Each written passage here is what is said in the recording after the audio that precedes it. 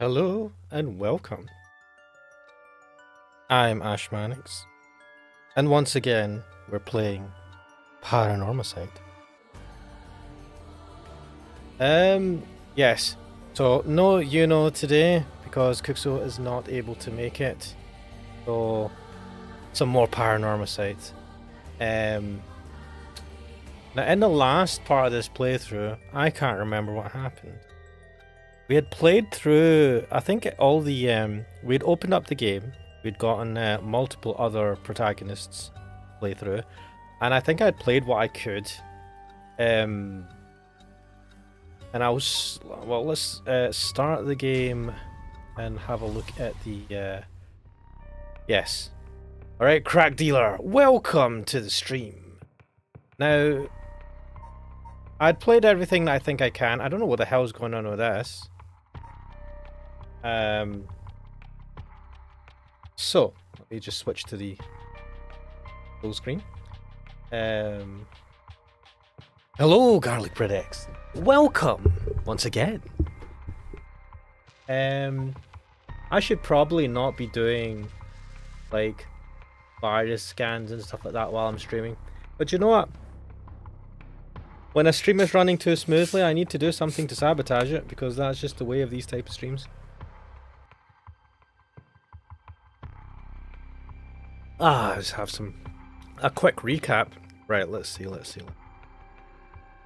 So we played for Haruhi Shigima, Tetsuo Tsutsumi, and Yako Sakazaki's roots. With Haruhi Shigima, we were sitting at our in the old like mansion basically that we live at, talking to the detective guy, explaining to him that she wants him to do some investigation to find out stuff about her son's kidnapping. And then throughout that process she got inhabited by one of the spirits, and she's like, I think I'm going to use a spirit. I think she had a talk with him over the bridge, one of the bridges in the city, and was telling him a story of how she had actually found the dead body, or she had witnessed the dead body of a fellow classmate back when she was in school. She saw the hand floating in the river, and that was what got a man imprisoned because he had killed her, and it was alleged that he had killed others, but they found no proof. And she had said that she thought she had saw him on the way here, which was weird. With Tetsuo Tsutsumi, him and his colleague, a young buck, I can't remember his name, were investigating the death of a policeman, the murder, of a policeman in the the gardens. So Tetsuo got, he got possessed or whatever, he got the, what do you call it, cursed, and they continued to talk to other people who they believe to be cursed users, and so they did get some information. They got the cursed powers of, I can't remember that guy that stands next to the bridge, and then they got the other cursed powers of someone else. There was a professor who had a curse, and they were able to get one of him. I think after that, the game kind of stopped me from continuing with his route for some reason. So then we went to, Cracker was saying, the Nejima murder case. The Nejima murder case being the one that Haruhi Shigima was talking about, that she witnessed the murder of, in accordance with that case when she was young. So Yako Sakazaki is a school kid. Her friend was killed. No, her friend committed suicide, allegedly. She thinks there was foul play. She wants to investigate that. She wants to find out what's happened. She gets possessed by a curse at school while trying to use a Ouija board with a person from the school who is recently transferred. She gets the curse at that point. Finds out that she can potentially bring her friend back, because apparently with these curses you can bring someone back from the dead. And then weird stuff happened. We witnessed, Yako and her, well, we'll say friend, witnessed one of the teachers having a weird conversation with the students in the middle of the night. They ran away. We saw the janitor. So actually, no, we got attacked by some sort of ghost. Our friend, who is like some paranormal expert, stayed behind to defend us. We ran off. We talked to the janitor. We saw the janitor outside the school. and we had a conversation with him. And then I chose the option to go in to tell the janitor what had happened, and that our friend was still in there. And then I went in afterwards into the school because the janitor was taking ages to. He went in to investigate and didn't come back out. And then when we went back in, we found our friend dead, and then we got killed.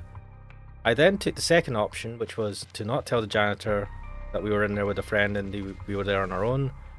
The janitor was like, alright, he went in, we went back home, and then nothing happened. As you can see by the two routes here. A successful getaway was the quote-unquote good ending. Failure to escape was the bad ending. The student was Hitomi, says Crackdealer. So the student that we saw talking to the teacher at night was Hitomi, who is a delinquent. Mio literally was in a stance to do Naruto Jutsu. Mio is the person here who was the paranormal expert in the school who had recently transferred over to the school. So, I believe that's a good enough recap. It's the best recap I've probably ever given of a game before. I think I'm going to try a nice thought. Let's resume. See if I can unlock this now. If not, I will get a guide. Start from the conversation on the bridge.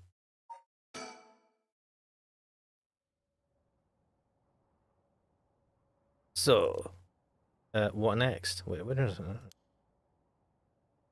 it? Is this going to continue now? I don't know. The big question, and I can't remember what voice I gave this guy. Hot milk fruit, yes. The big question now is what the rest of the curse bearers are up to. Luckily, the Sumida River is a good distance from any of the 7 mysteries. It's unlikely the other curse bearers will come all the way here. They can finally have a moment to think. I see. Alright. Excuse me. Oh, well, okay. Some random woman. Oh, fuck me. What? Yeah, we saw her before. Where did she come from? It's like she appeared out of nowhere.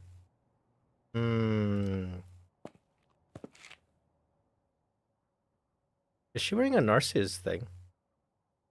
I didn't mean to startle you. I'm terribly sorry if I've gotten the wrong people, but would you happen to be curse bearers? Wait, maybe she's a curse bearer as well. Curse bearers? What's that then?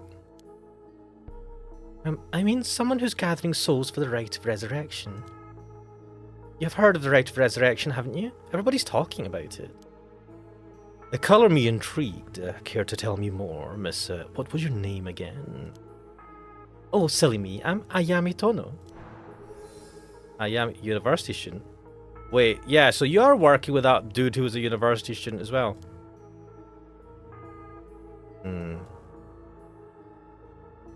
I hate...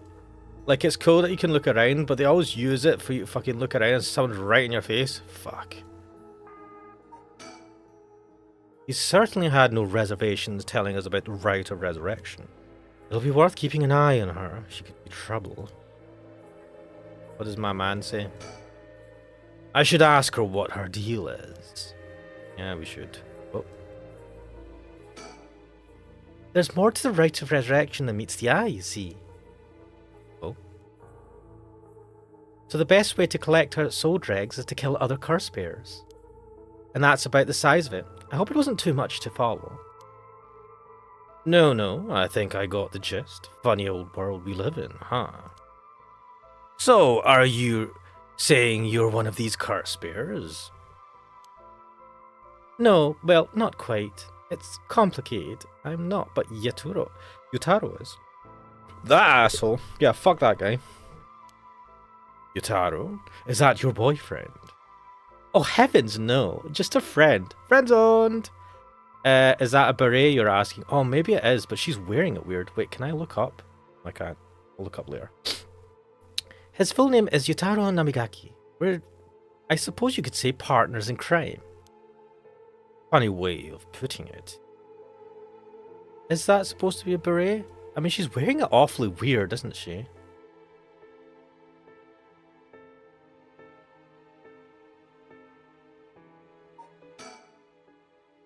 Ah, that must be it.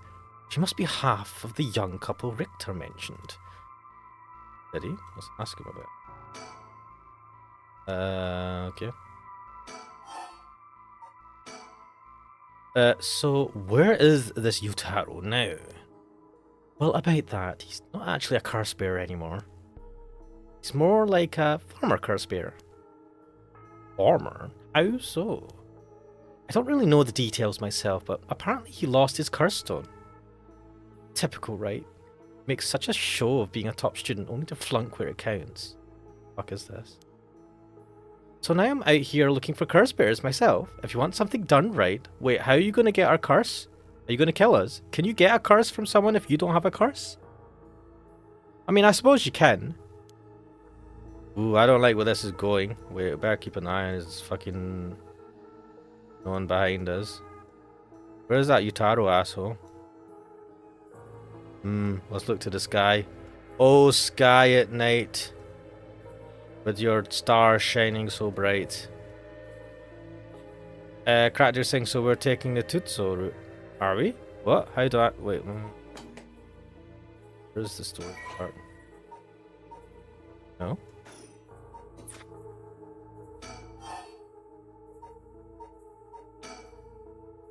He lost it? How did he do that? I wasn't with him at the time, so I don't know exactly what happened. All I know is that he came back saying he didn't have it anymore. Although, well... It's strange that you probe into that of all things. I'm just a curious sort, that's all. Sorry if it's a touchy subject. Oh, I don't mind. I don't particularly care about keeping it secret. Okay. Yutaro can be a little irrational sometimes, so I have to keep a level head on my shoulders. Why? Why? Are you his minder or something? What the fuck? So, anyway, mind if I ask why you thought I was a curse bearer? Oh, that? I'm terribly sorry, I'm so rude. I saw the two of you out late at night, and I suppose I made assumptions. I gotcha. Sorry if we gave you the wrong idea. Out of interest, what was your plan if we did turn out to be curse bearers? Great question, and the answer is, I was going to ask you very nicely for your curse stones. The fuck you are. Crack Dealer is saying, I haven't seen what happens after this, so I haven't an idea of what's going to happen next. Okay.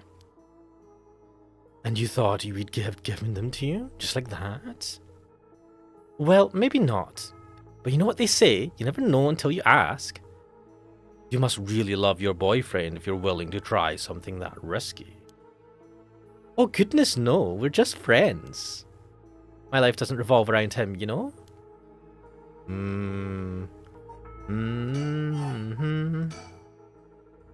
Anyway, you aren't curse bearers, so I'm just bothering you, aren't I? Please, ignore me. You're just gonna fucking stand there and stare at us, you weirdo. So what are you trying to do with this rite of resurrection? Well, Yutaro has his own plan all laid out. Don't know if I can get behind it though. Seems, how do I put it, self-centered. I mean, if you've got a chance to resurrect the dead, it would be a waste not to use it on someone that really matters, right? Yeah. So I was planning to steal his curse stone and at the last second and use it for myself. Oh, wow. What a bitch. Well, until he lost it anyway. Oh, but don't tell Yutaro I was going to do that, okay? I don't think he'd be happy to hear it.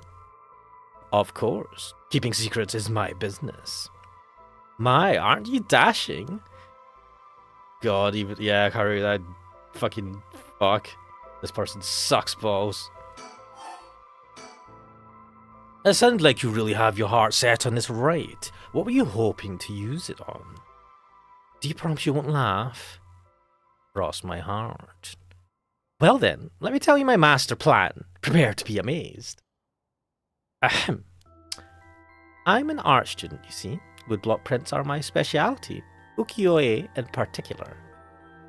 Ukiyo-e, huh? You must be a cultured lady. Really? Do you think so? Everybody says it's a strange interest for a girl to have. Also, Crack Dealer, I think you're right. I think it is a beret. You know, people often think of ukiyo-e as some inaccessible high-class art form, but that's actually totally untrue. Back in the Edo period, it was the art for the masses, amusement for the common people. So when you think about it, we feel exactly the same thrills from every brushstroke as they did back then. Isn't that fascinating? Yeah, I guess. And as far as I'm concerned, the undisputed king of ukiyo-e is the one and only Hokusai. Have you heard of him? Oh, sure I have. It's famous. Didn't he live somewhere around here back in the Edo period? That's right! You're just as knowledgeable as you look. His 36 views of Mount Fuji are so iconic, they're the only works of his most people know. But Hokusai was so much more than just mountains and waves. That's only the teeny tip of a veritable iceberg of work. I've got to admit, I only really know him from those landscapes myself. Oh, don't worry about it. Anyone can learn. When Hokusai died at the age of 90, he left behind over 30,000 drawings. That's multiple drawings a day for 80 years. Amazing, right? So he kept on drawing right up into his old age, huh? Impressive. But even in his final years, he was never satisfied with his own work. His dying words were, "Should heaven afford me but 5 more years, I shall finally become a true artist." Even on his deathbed, he still thought he had more to learn. He was already the greatest painter and artist of his era. Who knows what he could have done with more time? Well, that's what I want to find out. Hold on, are you saying? Besides, he always said he wanted to move out of 100 houses. But he only made it to 93. Isn't that just tragic? Are you an idiot? Oh no, nah. No way this is going where I think it's going. Imagine the masterpieces you would create with modern techniques. I feel all dizzy just thinking about it. You've got to be kidding me. So if I understand correctly, you want to use the rite of resurrection to... That's right, I want to bring Hokusai back to life. Well, that's certainly a novel idea. Yes, that's how I feel. What a fucking idiot. That's what she said. That's what she'd use it on. Waste. Oh, what's the fellow saying here? Oh, did that crash? Katsushika Hokusai, a master ukiyo-e artist, 1760 to 1849, Hokusai was active during the late Edo period, considered to be the golden age of ukiyo-e in Japan. Born in Honjo, Hokusai spent most of his life in the area now known as Sumida City. Amongst his most famous works are the 36 Views of Mount Fuji and the Hokusai manga. Hokusai was a prolific artist from a young age and has left behind a wide variety of works, producing an estimated 30,000 pieces during his lifetime. Though the general popularity of ukiyo-e declined during the Meiji period, Hokusai remained a core figure at the center of the Japonisme movement, providing inspiration for countless artists around the globe. Despite his fame, Hokusai himself was said to be rather indifferent to money or decorum, and lived a life that quite appropriately resembled that of the whimsical and otherworldly scenes often depicted in ukiyo-e. Though he went by many names, in his later years he took on the title of Gakyo Rojin Manji, or the Old Mad Painter. Hokusai lived to be 90 years old and never lost his passion for art. Oh gosh, is that the time? I should be going. I need to get my hands on a curse bear for daybreak. Sorry for flagging you down all over the blue like that. Best of luck. Oh, my days. Rat dealer is saying the detective dude never encountered Shogo after he got the stone, and he never encountered Harue either. No, he didn't. So we're not on the route since Shogo killed the glasses dude, but since the detective took it in this one. The glasses dude. Who's the glasses dude? Yeah, so maybe this is a different route then.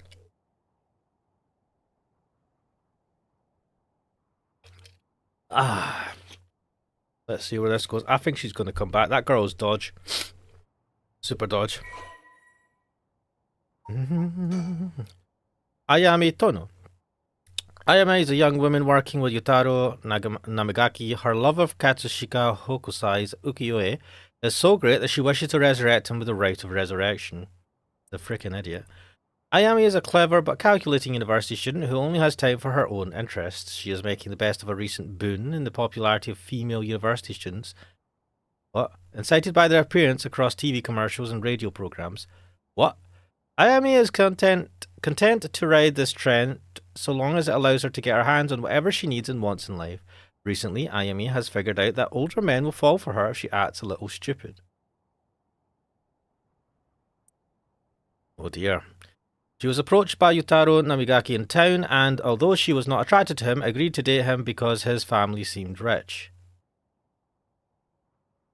However, she does not think much of him as a human being and is beginning to grow bored of their relationship. Oh my god, you fucking suck so much! You literally only went to college because you heard that was the end thing, and you act a bit stupid to lull people into a false sense of security. You're going out with that dude because he's rich. Fair enough. Get that bag. But you're now growing bored of him. Oh, God, you suck so hard. Well, there goes trouble. If we're going to after Carstones, we should keep an eye on her, too, if we can. Why do you say that? Before she left, she wished us best of luck. She's got at least an inkling that we are curse bearers. My. There's a good chance we'll clash sooner or later. We're after the same thing, after all. You head on back to the mansion, ma'am. I think I'll tail her for a while. Ooh, go Richter. Guy Bex is saying very sus. It is. Poor beat. Right, so, no more curses. Haruhi has received multiple reports about other suspected curse bearers. Although concerned about Ayami Tono, who is apparently also after the curse stone, she entrusts Richter to continue the investigation.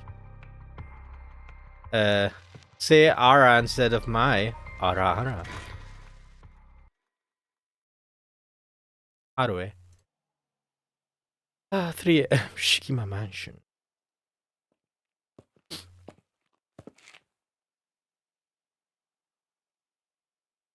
I'm back here again. I left Richter to continue looking for the curse bearers, and came home alone. Okay, that's... I can hear the wind rustling in the trees. Wait. Oh. The old Shikima Mansion. We rebuilt it here after the Great Kanto earthquake. It's always stayed the same all these years, even the war didn't touch it. I never liked it growing up. I always wanted to live somewhere more modern. Okay, some info. Once a warrior clan with a mansion in Honjo, now a dynasty of police officials, the Shigema family is one of considerable repute. The family estate was originally located some distance from the city. The Great Kanto earthquake of 1923 forced them to rebuild in a new location. The Shigema mansion was at one time a bustling place where members of the social elite mingled. 1 year ago, however, the head of the house was struck with a sudden melancholy, and ever since their mansion has stood silent as the grave. Where the hell is everyone? Right. What the fuck is going on now? Oh wait, that's one of those things. Mockingbird number 5. Yeah, look at that. I might have probably missed one. Approaching it. Bombshell surrounded by darkness. Jackpot. Look up the first. Before hearing the history, among the morning green in the bright garden. If you what? You won the lottery. Detective and private eyes. I don't really care for these. I wonder what you get if you collect them all.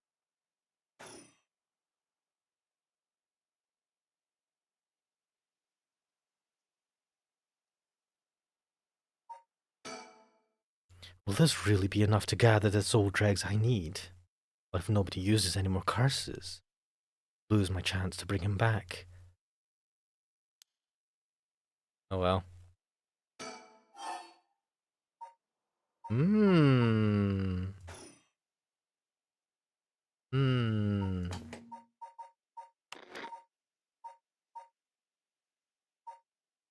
Oh yeah, when she approached Shogo, she just fucking randomly came out of nowhere. That was mental. Right, so we have two options, right? Either we go in the thing, or we wait here. Let's see. Wait here. Oh.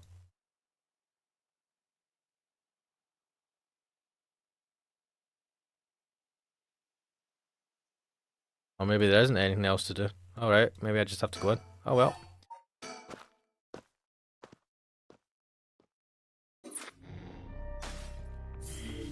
Oh. Okay. I've unlocked Harue's wish. A threatening phone call. Dick.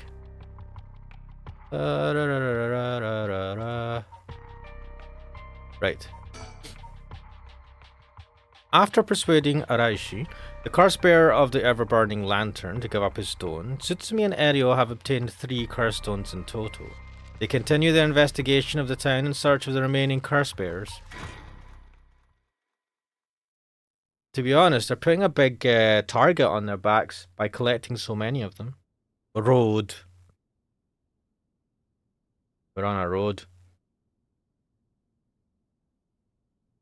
Well, with this, we'll have visited every place connected to the 7 mysteries. This is the last spot, huh? And we've got nothing to show for it.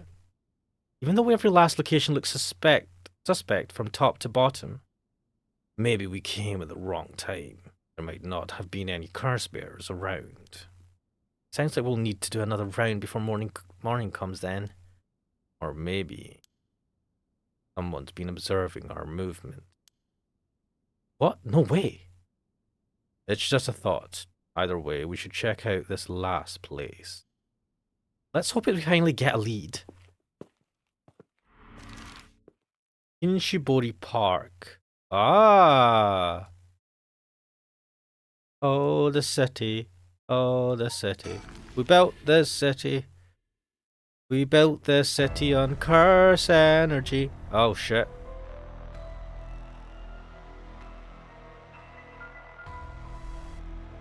Whoa, whoa, whoa. What the hell is this? Is he dead? Damn it. We're too late. Was this a curse too? Hang on. I'm going to call this in.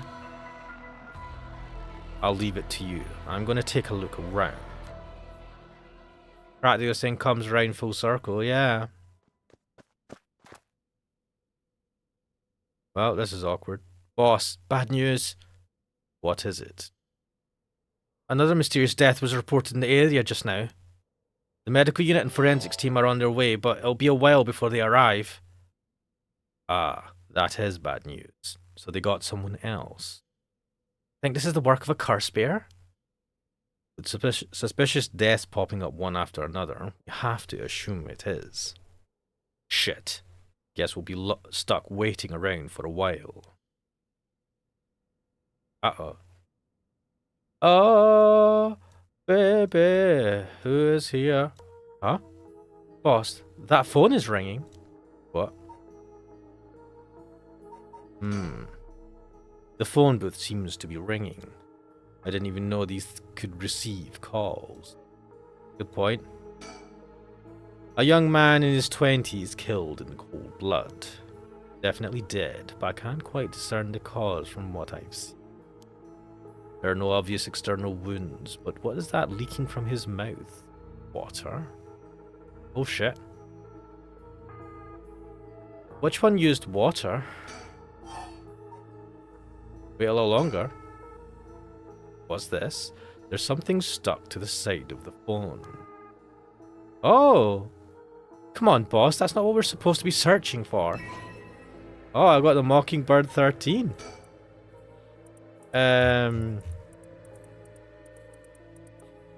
Pelicanot. Alright. What the fuck?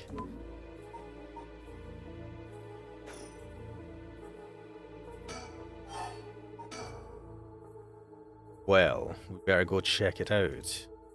You're right, but be careful. It could be a curse. Could be, actually. Hey, I said we. You bet me to go alone. You're the one who's tough against this stuff. Don't worry, boss. You can do it. Go on now. Damn it. No, Tetsuo. Hello. Genjibori Park phone booth. Evening, Detective Tsutsumi. How are things looking out there? Who is this?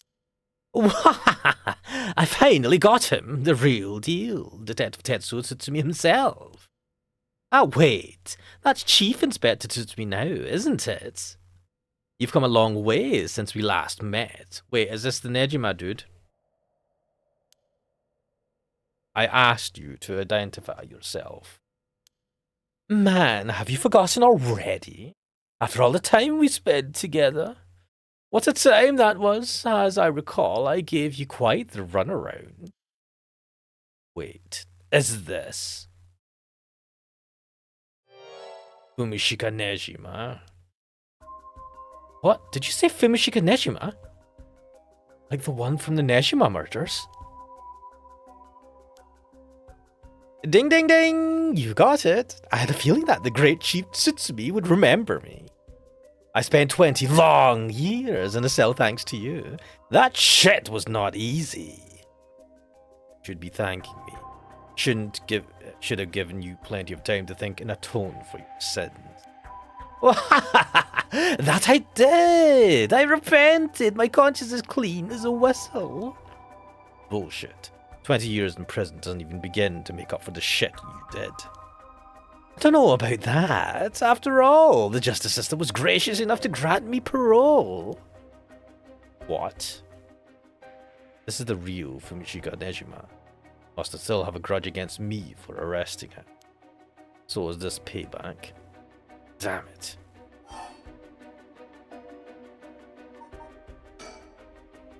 How do you know where I am? That's my favorite part. The sound of confusion in your voice. It's to die for. This is delicious. I can't get enough. I'm not telling you shit. Have fun racking your tiny little brain for it.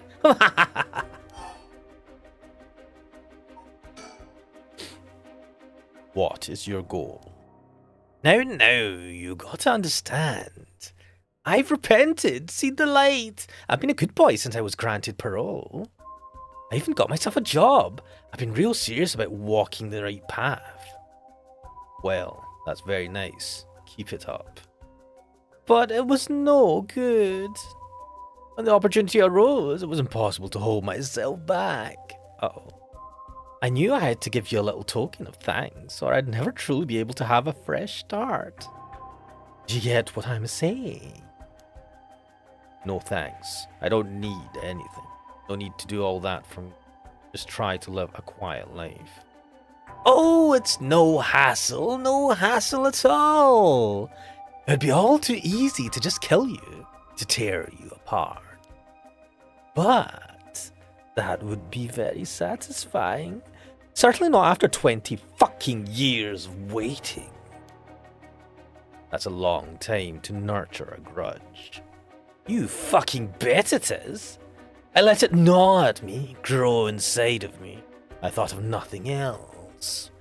All that time, I played model prisoner, endured the harassment those asshole guards threw at me.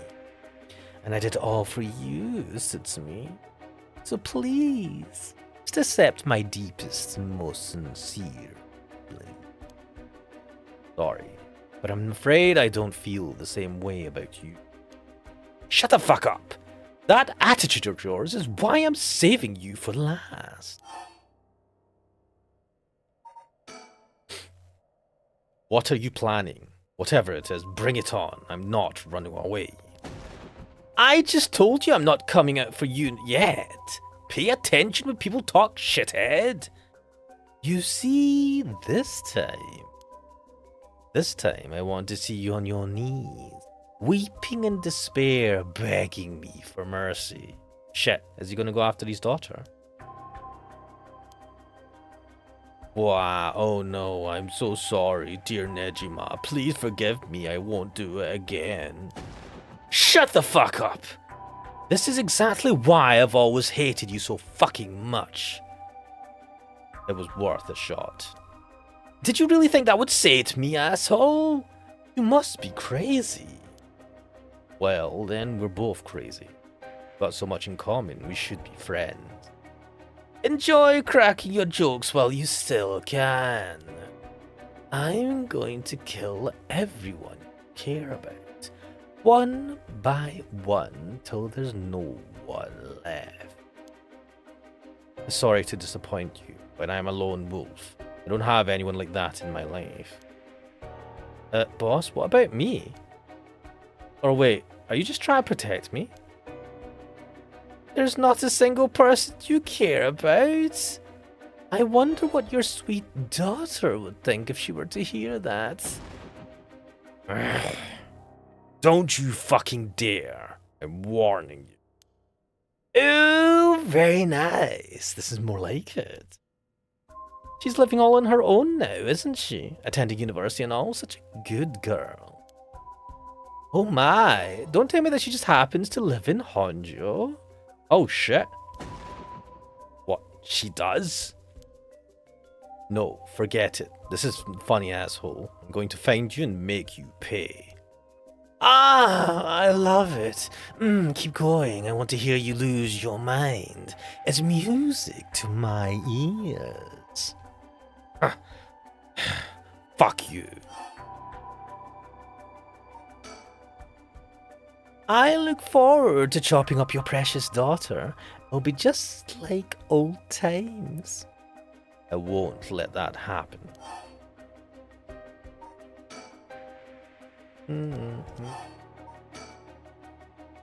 I guess I could give you a little hint. One. Well, you see,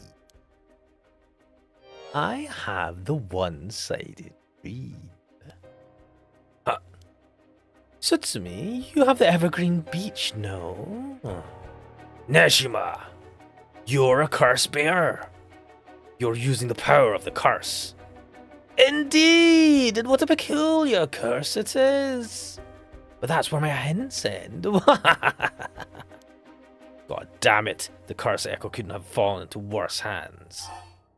Oh shit, I don't know what that one does. One more thing we should discuss. In fact, it's the most important thing.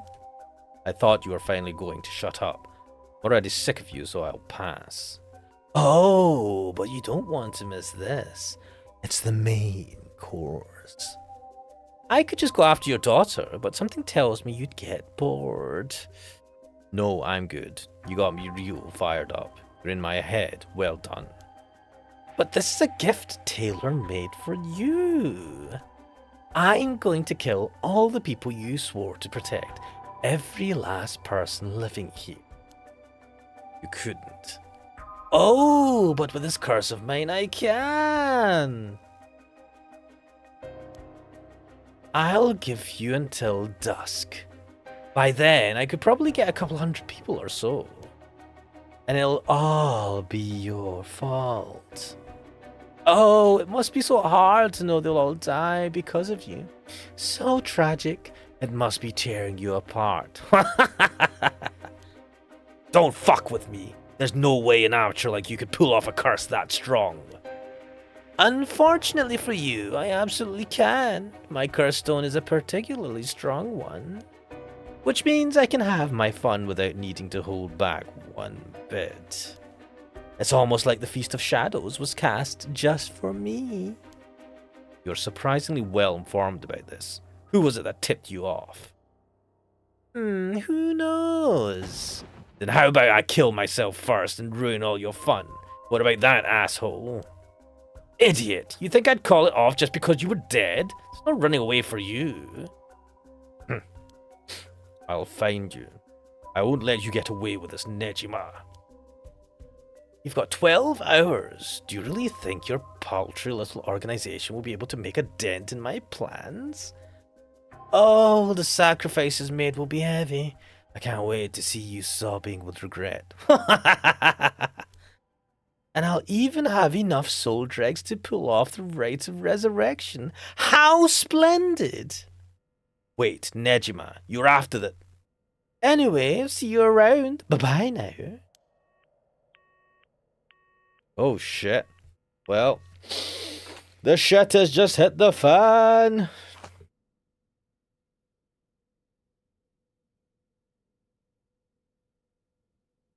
Gradier saying read its story. Maybe that'll give you a hint.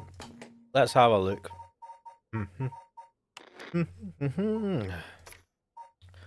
Something read. One-sided read. There was once an infamous rogue. Wait, the enduring superstition. An enduring superstition. An infamous rogue by the name of Tomezo who fell for a woman named Okuma. Tomezo persistently chased after Okuma, attempting to win her heart over and over again, but she rejected his advances each time. Enraged by her indifference to him, Tomezo brought a dagger to a canal near Ryogoku Bridge and attacked Okuma. He cut the arm and leg off one side of her body, then threw them into the canal. Oh, this is a bit too close to home. Ever since then, the reeds growing along that canal, have only sprouted leaves on one side. Oh, shit. So, this thing... Was there... Strange. Right, so we don't have, we have, like, details on, like, the curse power of the other ones, but we've not came across the one-sided reed to see what it does. But if he slices the arm and leg off... Evangelion, don't say, damn, I join and I get reminded of my problems with a story about a guy chasing after a chick. Yes. Good timing.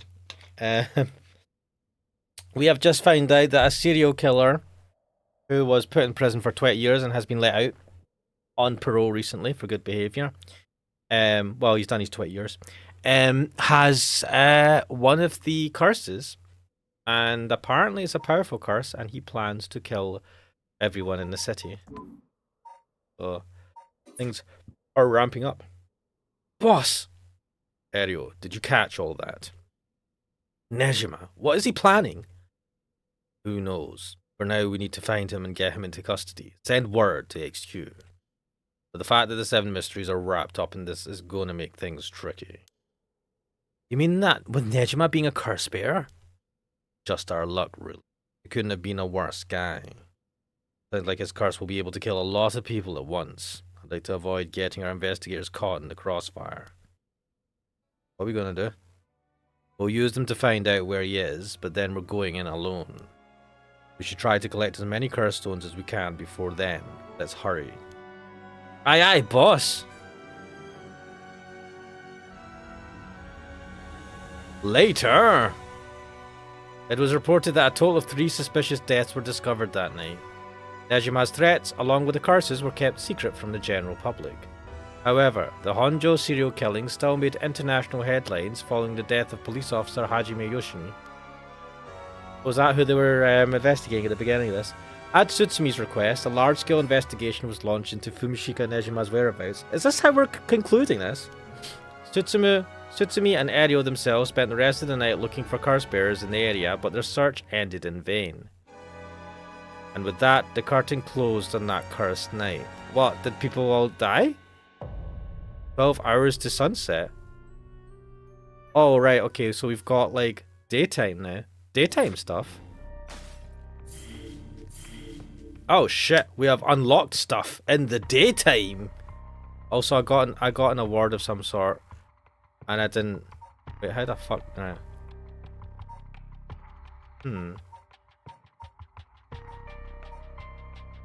Let's go to Hitomi's route. Bringing her friend back from the dead means she'll have to pay the price. Yako makes it home safely, but still isn't sure about how to proceed with her curse. He worries about Mio as the night passes. Mio... yeah, did Mio die? 8 AM. Ah, yes, we should be going to school. Wait, there's Mio.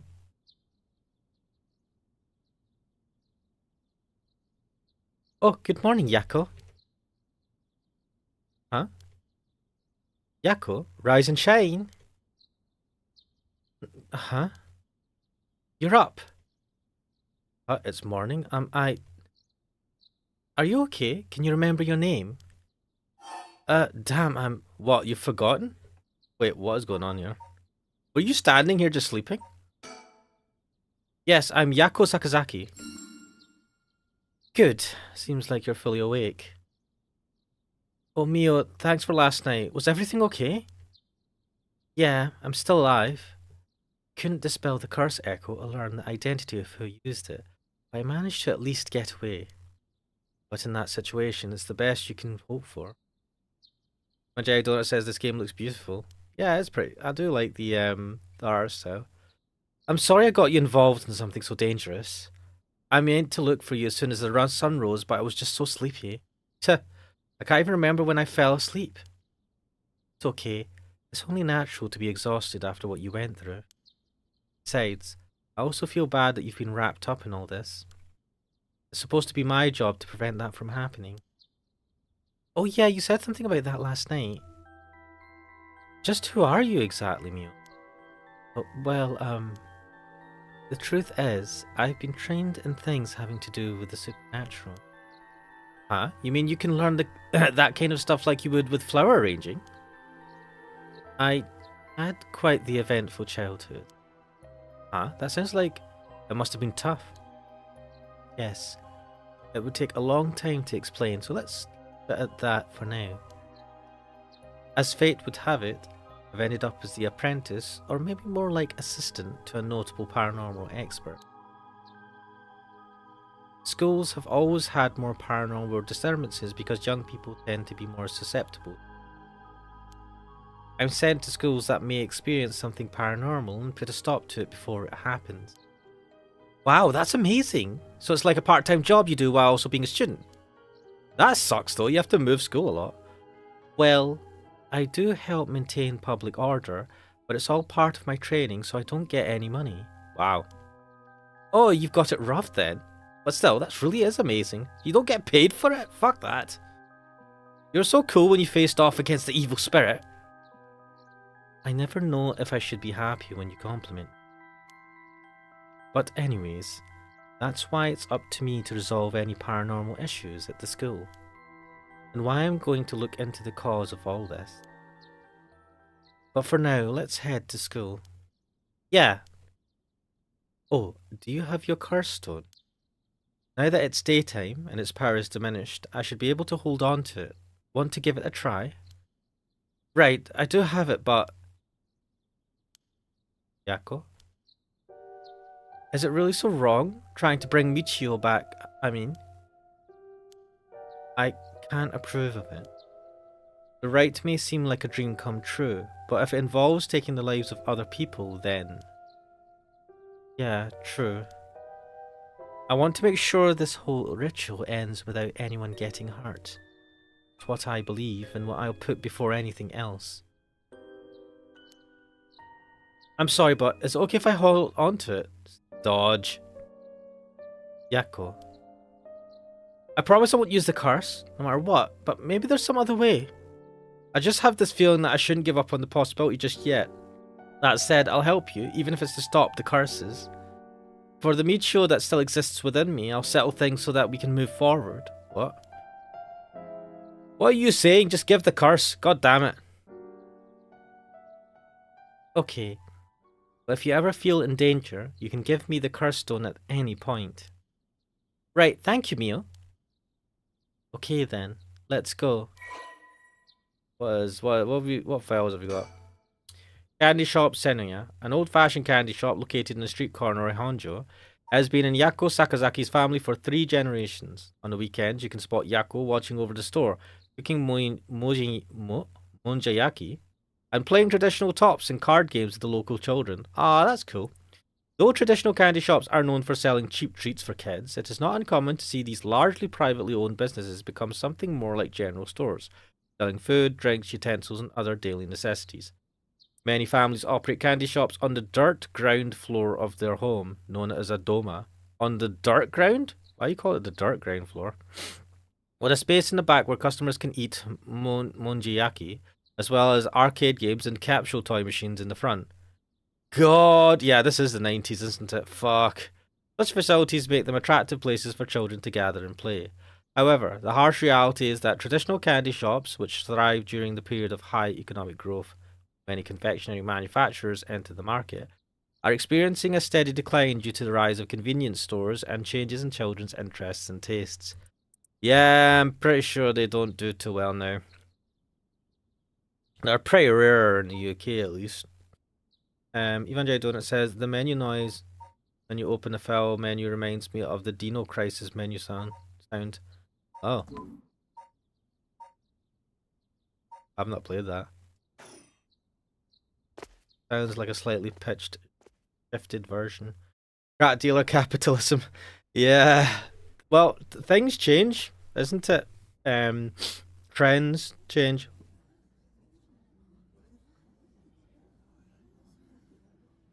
Huh?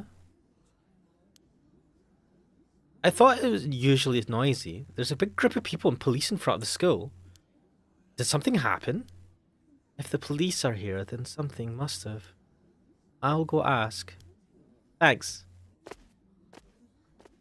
Do do do do do. This isn't good.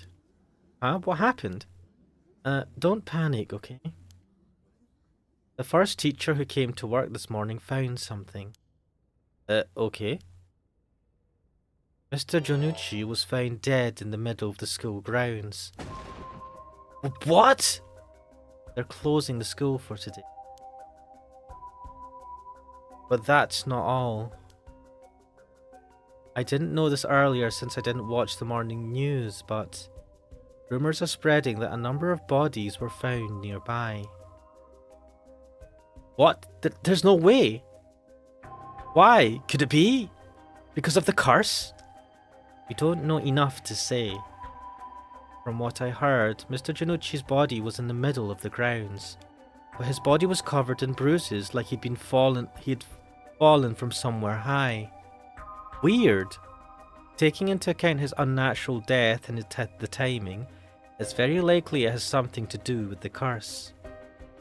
You're saying someone used their curse on him last night?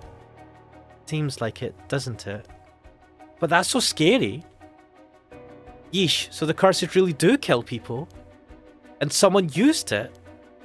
Shh, keep your voice down, okay?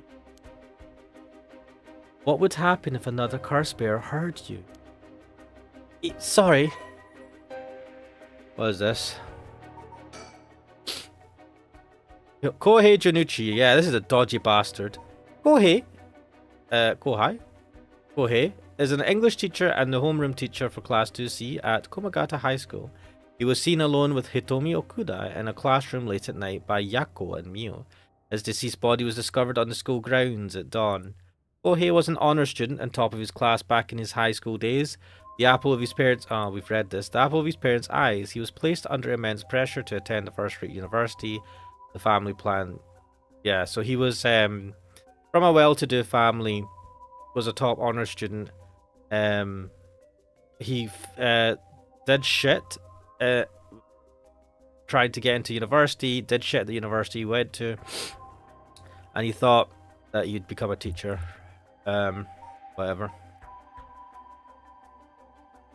Evangelion Donut says the sideburns make him dodge. They do, don't they? He looks like a Beatles reject. Crackdealer says, Sonotori da!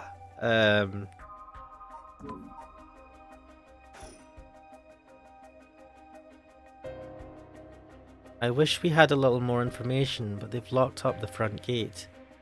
Maybe we could sneak in through the back entrance. That person over there. Isn't that Hitomi Okuda? You're right, that's unusual. Oh, but she was at the school last night too. She must know something about Mr. Jonichi. Let's see what she has to say. Mio, wait for me.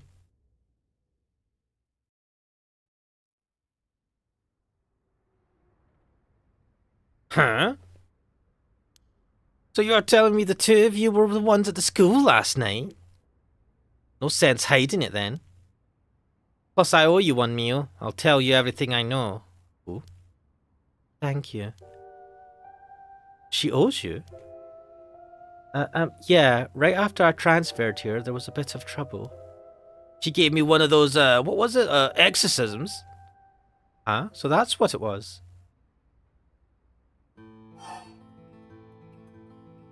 let's ask about the exorcism first. Hitomi, were you possessed by some kind of evil spirit? Evangeli Donut saying I like her design Mio best girl. Interesting. I don't understand it all too well myself. What I can say for sure is, thanks to Mio, the weird symptoms that were happening to me all went away. Yep, some people are born with a natural sensitivity to the paranormal. They tend to end up isolated as they struggle to relate to the people around them. They also tend to draw spirits to them naturally. I've got to admit, this is an interesting hairstyle. It feels nice. Was this hairstyle kids had in the 90s? I don't know, I can't remember. I don't remember this particular one. This can cause strange symptoms they don't understand, like headaches, muscle stiffness, and hallucinations. Even memory problems. I'm sure it must have been very hard. So that's how it works, huh? Do people also have their personality taken over when possessed too? It is possible with spirits who have a very close relationship to their target, like siblings or a parent and child. But you almost never hear about people being taken over completely. It's when the two parties aren't in sync that those negative effects can start to appear. So the seances or whatever you see on TV are all bogus? Not quite. There are mediums and diviners who can align their minds with the spirits they call. Though there are people on TV who are just putting on a performance. Huh? There are people who in life had extremely powerful spirit sense or a deep connection with a person. But even they shouldn't be able to completely take over the person they possess. It's interesting that they put a mole on her here. I don't know why they've done that. It's so random. And even if they could, it'd only be enough to pressure them to choose certain behaviours that wouldn't be unusual for them to do on their own to begin with. But if that's the case, wouldn't you know if you're choosing that behaviour of your own will or not? Hence why there are lots of cases where people don't even realise they're possessed. Though the spirit may influence the behaviour and memories of the host, the deeper their connection in life, the easier it is for that to occur. I see. Getting possessed by a spirit is pretty complicated, huh? It must have been tough for you being possessed for so long, Hitomi. Whatever might happen to me doesn't make any difference. Me being able to see spirits and stuff has nothing to do with how things ended up like this. Yeah, it's not like being able to see them is your fault either. The same goes for me. Maybe it's just something we have to live with. I think you have a knack for it yourself, Yako. I bet you could see them too with a little training. I think I'll pass. I want to live a simple life. So that's why you do the job you do, huh, Mio? I thought she was a weirdo when she showed up all of a sudden saying she was going to exercise me. If you hadn't said anything, I probably would have knocked your lights out. You tried to perform an exorcism on her without telling her anything? You see, in my experience, most people don't understand no matter how much I explain. They only accept my explanation after they see the results. Huh? I guess that makes sense.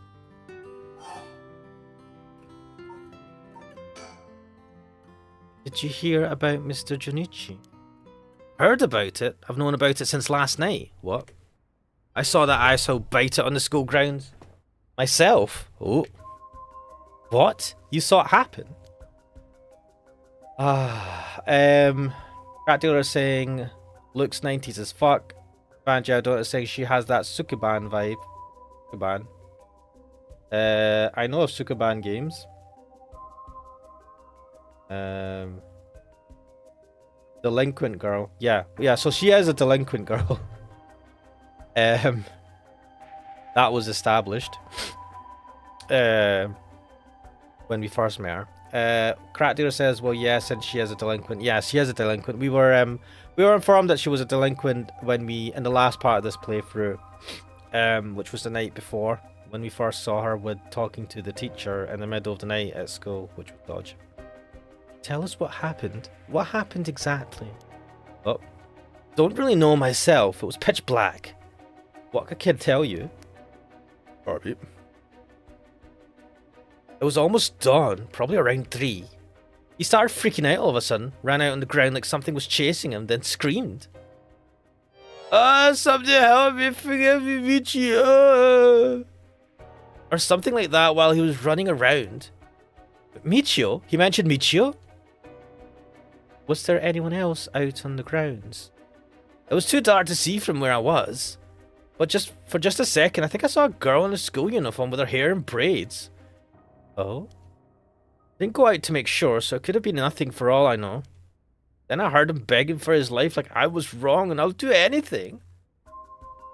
Then all of a sudden his arms and legs snapped, and even though he was just standing there. Oh shit. His arms and legs broke without anything being done to him? He fell over and quit moving, so I thought I'd better get out of there. Right, so his arms and legs got snapped. Girl with braids. I don't know of any of the girls we've met so far. Then he croaked. That's all I saw. 1 second. No. That's not braids. Who the fuck's this guy? Oh, her son. Rektar, Tetsuo, Jun, Hajime, Yako, Yo. Oh, Michio. Michio has braids. Ivan J. Donut says delinquent girls are hot. A woman with attitude is an attractive woman, I could admit. The only problem is that attitude can end up with you with a boot in your balls. Crack dealer saying, so far how many curses we got?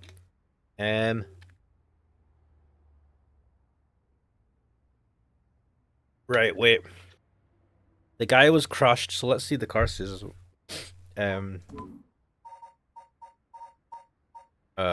Files. Phenomena, curses.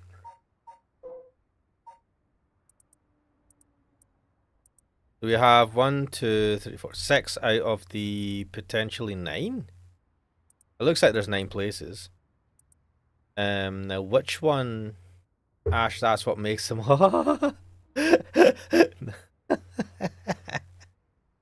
Fair enough, Evangelion Donut. Fair enough. Let's see.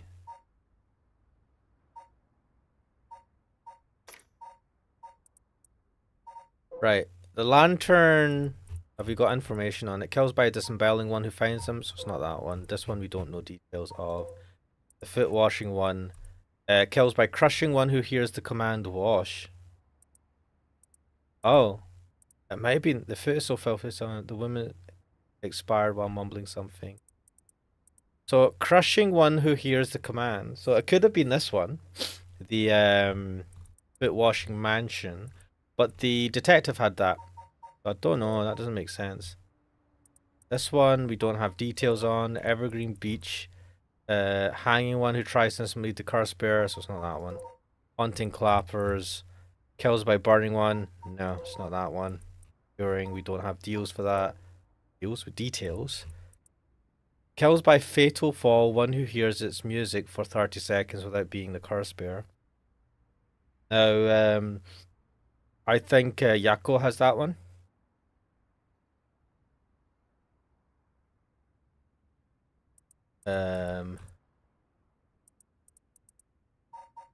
Whispering Canal.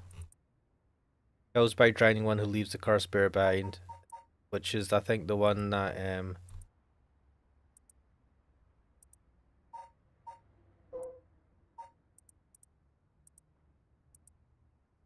2, 3, 5, 6.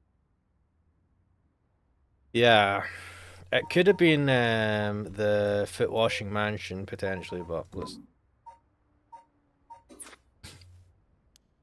I see, but from what you've told us, it almost sounds like Michio's ghost chased down Mr. Janucci and killed him. Hell if I know anything about that. I'm just telling you what I heard him say.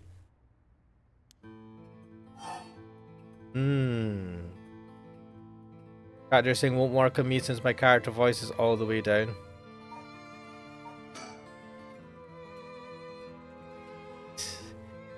Did you? I get what crack dealer is saying. Did you tell that story to the police? Nope, I ain't gonna. Can't count on them for shit. Not like they'd believe such an insane story anyways. Right. But there must be at least one person in the police worth trusting, right? Yeah, I guess. There was just one cop who always got on my case about stuff. But he died just the other day. Ah, shit, yeah. Good man. He was a good man. Oh, he did? Sorry to hear that. Everyone who gets involved with me ends up dead. Wow. Maybe I really am cursed. Pisses me off. What were you doing with the teacher? I want to know this. This is the first question I would have asked after asking if she knew about the teacher's death. Is, what were you doing with the teacher last night, Hitomi?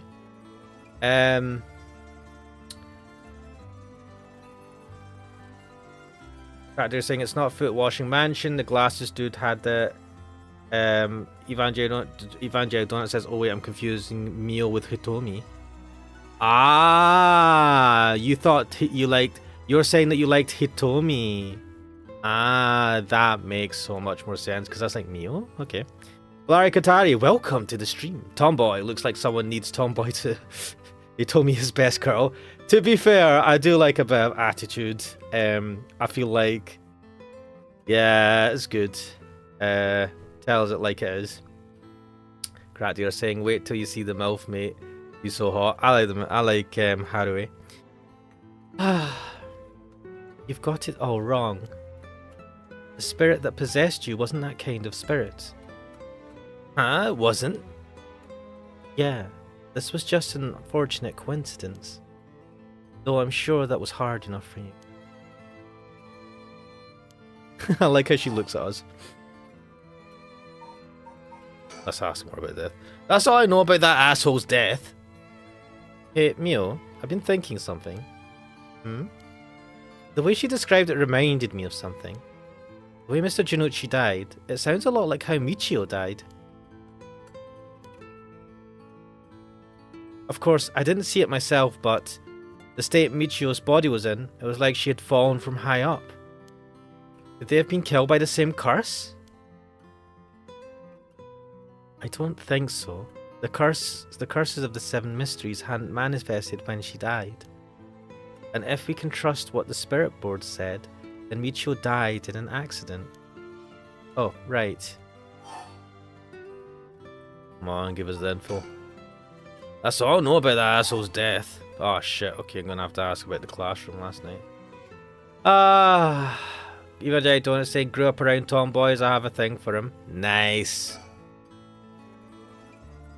You told me, last night before you witnessed Mr. Janucci's collapse, can I ask what he and you were doing in the classroom? You gonna tell the cops? Oh, what were you up to? Oh, right. With everything that just happened with Mr. Janucci, they'll suspect you if you told them we saw you with him last night. With him that night, yeah. Anytime something happens with someone like me, all those shitty adults start jumping to conclusions. To be fair, yeah. I wouldn't be surprised if they were like, wait, did you kill him? You are a delinquent. Therefore, you're automatically able to kill.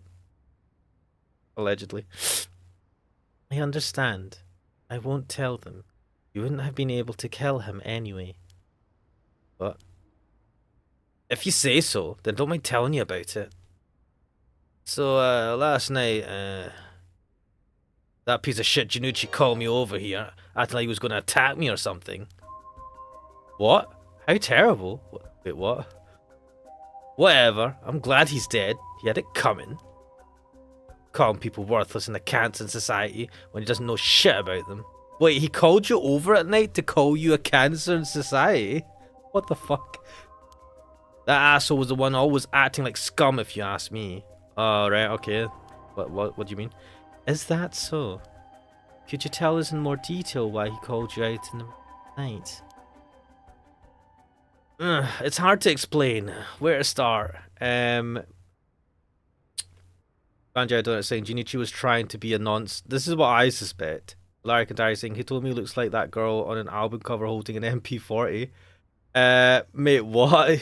What album cover? I need to see this. Eva Don is saying is what she means. You know what? Yeah, I don't know why she's beating around the bush with this. Wait, is there any more about that? No. It's hard to explain. Where to start? Alright. What did you mean by Mr. Janucci acting like scum? Was he doing something bad? You know Michio Shiraishi, right? The girl who killed herself. Huh? Michio? I don't know everything, but that creep of a teacher had some dirt on her. And he was using it to blackmail her. Call her up after school, make her do whatever he wanted. Ah, fuck this guy. What?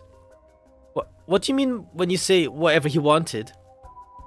I'll leave it to your imagination. Nothing that a couple of model students like you would ever get involved in. No, wait, that's... How? What do you mean by dirt? I don't know anything about this. How could I not have known about this? Yako, I know how you feel, but try to calm down. You got guts acting like you were her friend. Junichi really did a number on both Michio's body and soul. She probably felt she couldn't tell anyone, like she had to suffer alone. Oh, how terrible. Hitomi, how do you know about this? I just happened to walk in on it. I know the spots around school people go to when they want to stay out of sight. He ran off in a panic when I yelled at him, asking what he was doing. Walked in on it. I couldn't just leave her alone, looking like she was about to cry, so I stuck around for a bit. She told me everything that happened in whispers. Probably figured I wasn't the type to spread that stuff around. But she never asked for my help. Told me that she was fine and to keep it a secret. Michio, why? She probably thought she just had to grit her teeth till it was through. Fucking hell. She was naive. I tried to tell her that if you give guys like that an inch, they'll take a mile. She kept saying about how it was her punishment. Soft. Oh.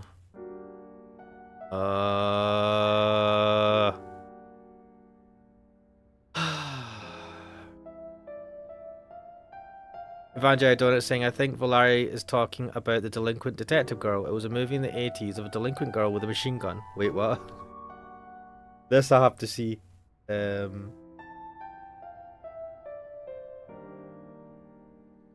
Detective.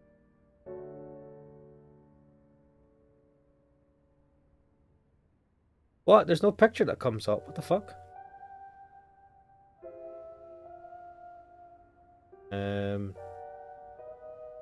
What was this, an anime or live action? Interesting. I'll look this up later.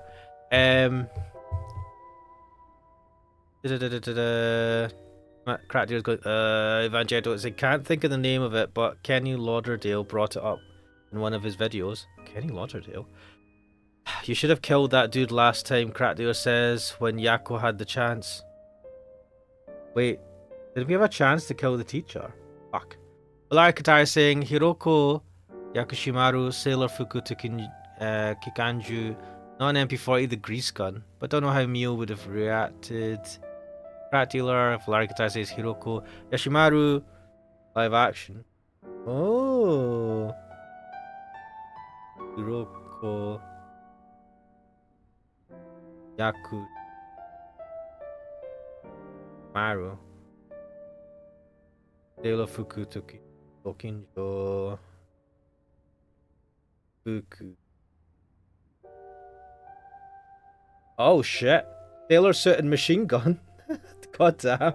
What the fuck? Damn.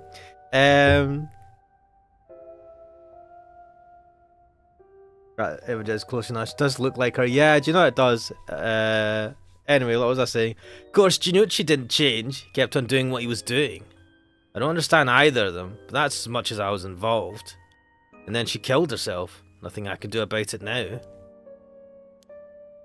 You told me. If you know about it, then why didn't you? You trying to say it's my fault?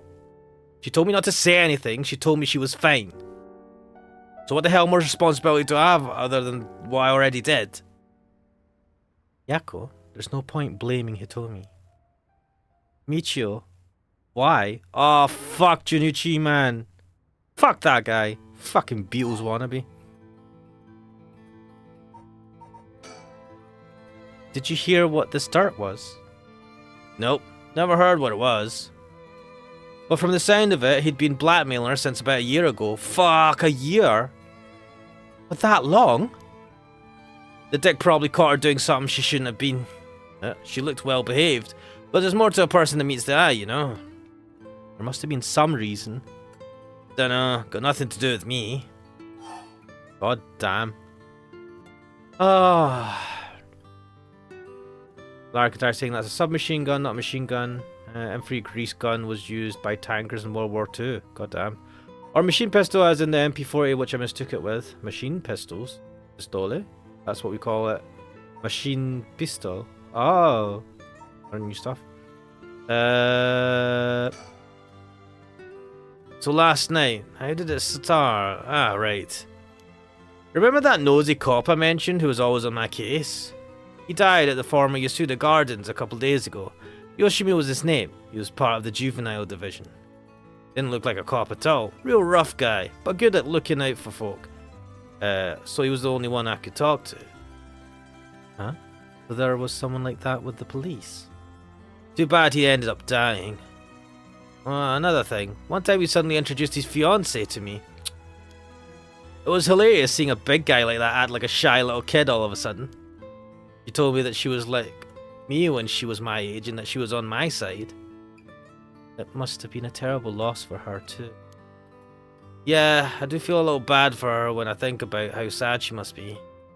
And I saw him at the gardens the night he died. Oh no. What?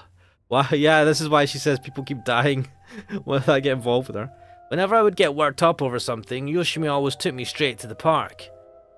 Then he'd listen to whatever it was I was pissed off about. That day he called me over there like usual. But something seemed off about him, like he was worried about something. Worried about something? Yeah, he asked me for a favour too. That was pretty unusual. A favour? What kind of favour?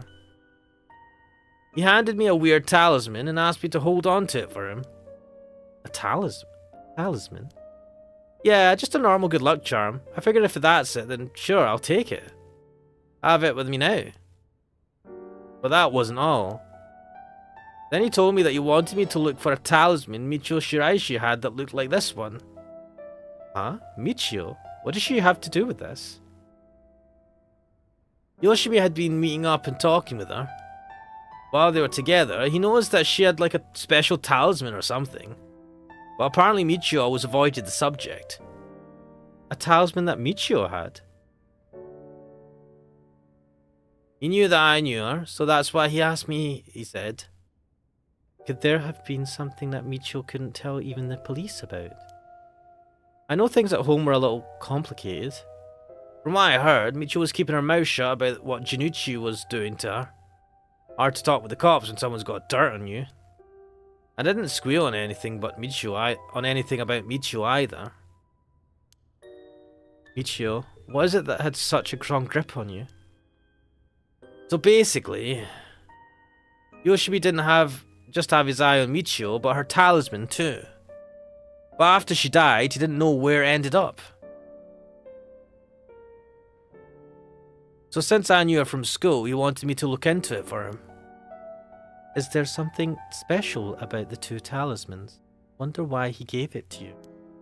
Hell if I know. When I looked inside it, there's just a weird kind of grimy scrap of wood. So you've seen inside it?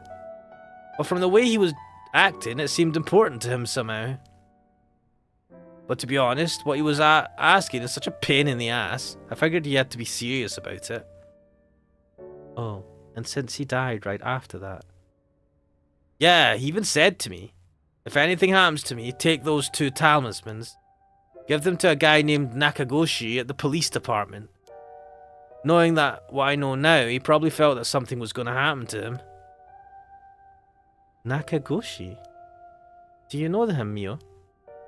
No, I've just heard the name. I think So there really is a Nakagoshi? That's a relief at least. Anyway, it didn't feel right just ignoring a dead guy's last request. Hitomi. Yeah. That talisman. Would you mind if I had a look at it? Sorry, but I don't trust you all that much yet. It's important to me. Oh, okay. Damn. What are the guys saying? Well, Arikatari is saying, also Sarah couldn't have lended Karen the butterfly as Karen intended to leave the island unless Karen is a douchebag.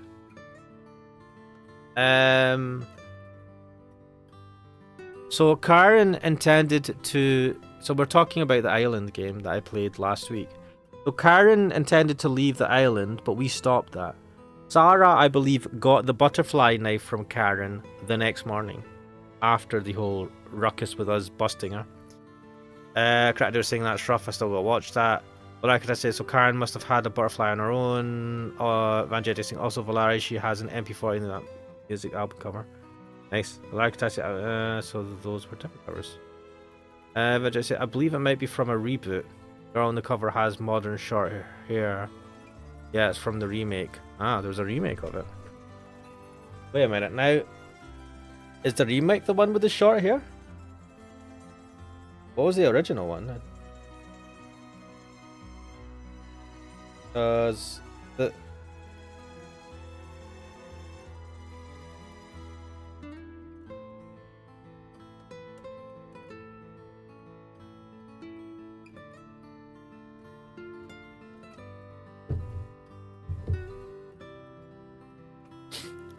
They're saying, so we got all the stones. What stones?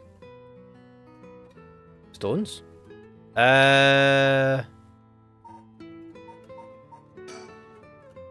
So last night you were looking for the talisman Michio had? Yeah. And I figured that piece of garbage teacher would know the most about Michio. I asked him yesterday afternoon if he knew anything about her talisman. He gave me some cryptic response like, I can't talk about it now, come to the school tonight. He even gave me the code to the lock on the back entrance. He seemed pretty willing to give it out, so I wouldn't be surprised if he's used it for secret meetings before. Yuck, I can only imagine. Let me just take another drink. Fuck this guy. I'm disappointed that he's dead. He died so quickly, supposedly. He deserved a worse death.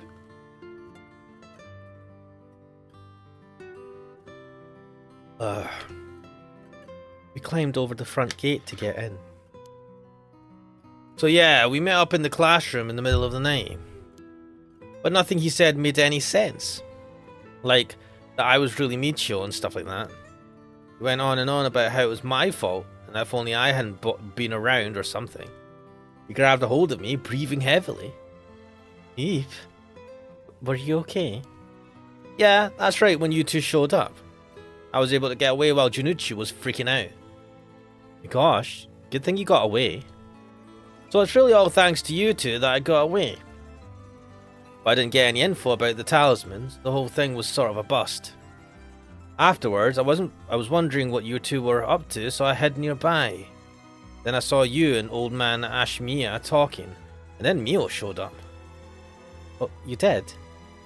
That's also why I saw Junichi come back outside and bite it. I see. So you were only here to look for Michio's talisman? Could the janitor be the the Nejiba dude?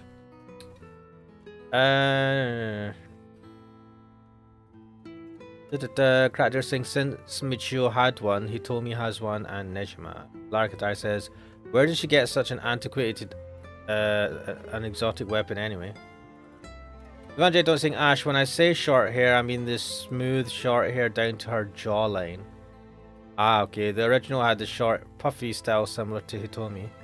Ah, okay. Cracker saying that covers the 3 remaining of the 9.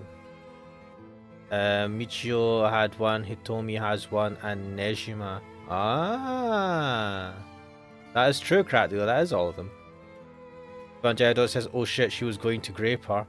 I think so, yeah. The archetype says, is it Jonuchi or Jonochi? I think it's Jonuchi. Jonuchi. I don't know, to see the... Oh well. I bet she could kick the fucker's ass. I think she could, but I think Jonuchi might actually have been... Maybe you would have been able to overpower her. Because she said that if you didn't, you saved my ass, so... I was dumb to fall for that creep Jonuchi's trap so easy. It could have got a lot worse, but I lucked out. Fair enough. What you described does sound like Michio killed Mr. Jonuchi. You did have a reason to hate him after all. No way! You mean that really was her ghost? Like, for real? Those who die bearing strong resentment or regret can occasionally become spirits, either bound to a place or roaming freely. However, it can usually be impossible for them to kill the living. Most don't have that kind of power. Wait, were we not attacked? Was that Michio who attacked us in the school then? But it's possible they could possess someone close to them to act on those lingering regrets. Oh shit! Did she possess was that? Yeah, good. Fuck, that's why she was like totally out of it. I wonder if that's what happened. Yeah, Yako. I think she possessed Yako last night. Fuck. Alright, then supposing what the spirit board said is true and Michio's death was an accident, then she must have had some regrets. If she really hadn't given up on living, that is. I don't think she was the kind of girl who would just give up no matter what the situation. I don't really know, but she didn't seem like she had something to... She didn't seem like she had something tormenting her so much that she'd kill herself. Mate, she was being abused by the teacher, though. And that's all I know. Happy? Still gotta look for the talisman. Sure. Thank you, Hitomi. Oh, if you do find out anything about Michio's talisman, we'll be sure to let you know. Thanks. Oh, can we get your contact info? Where can we normally find you? Right, I'm not at home most of the time. Usually I'm at a friend's place. Dodge. Here's the phone number. Guessing home situation isn't ideal. Thanks. We'll call her if we need to talk with you. And, what is it? You're easier to talk to than I imagined. I was kind of scared at first, but not anymore. Shut up! You're the one avoiding me. Anyway, catch you later, and don't die out there, okay? Thanks. We'll be careful. Crack dealer is saying it was written on the option that we can ask her. Why would Sarah lend the car apart if Karen would leave? Jonoichi. God. Even J. Dot saying I can fix her. Well, I think she's a tomboy. She's around all the time. Crack dealer said she's already perfect. Everyone enjoying the tomboy delinquent character. Alright then. Got a lot of new information. Sounds like Mr. Jonuchi was killed by a curse, just as we thought.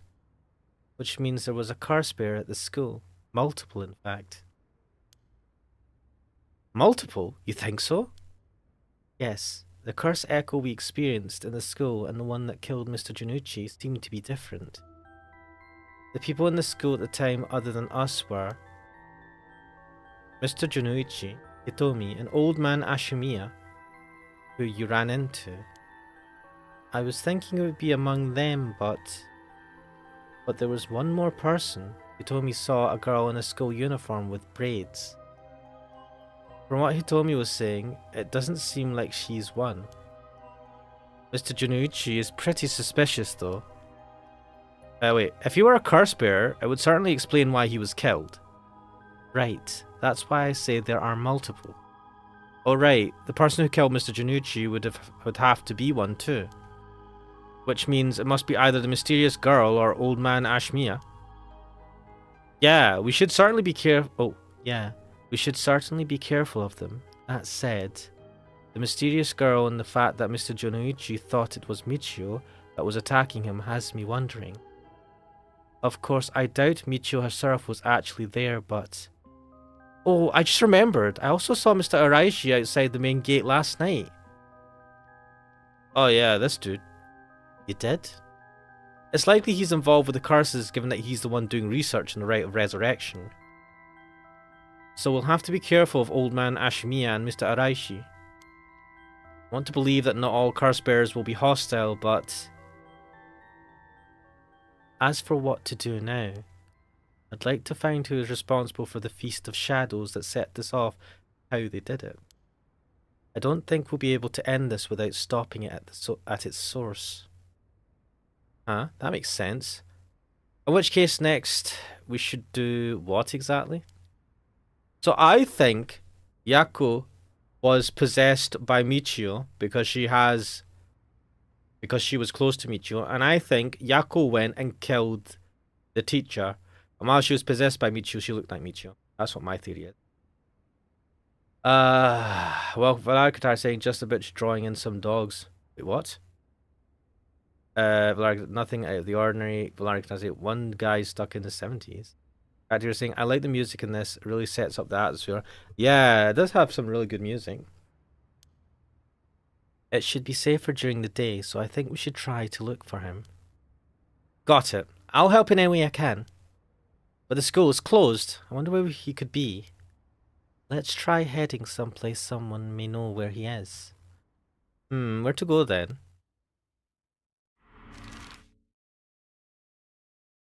Imagine saying Ponytail Girl reminds me of Tokine from Kikaishi.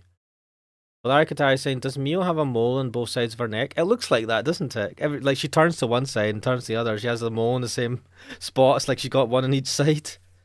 Right. Take you to the candy shop. I'm sure there's a song with candy shop and I can't remember it. So Komagata Bridge was where Harue was with Richter. Ryogoku Bridge. So these are the two bridges at the extreme ends of the city, at least on this map. Funny that we don't ever go to these sides of the city. You see the gardens. Is that even open? We're at the school just now. Oh, well, around the school. Let's go to the candy shop. Yako Sakazaki Senoya.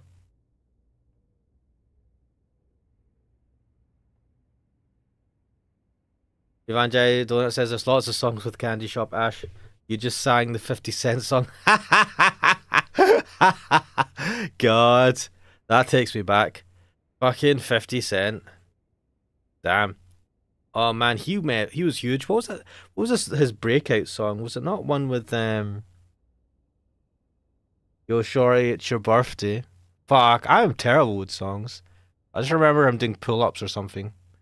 Like, oh my days, God. In the club, yeah.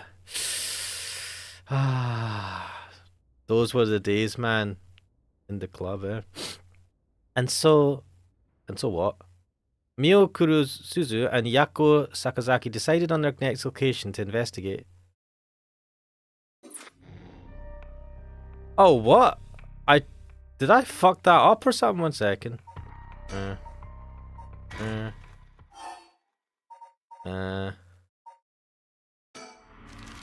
Interesting.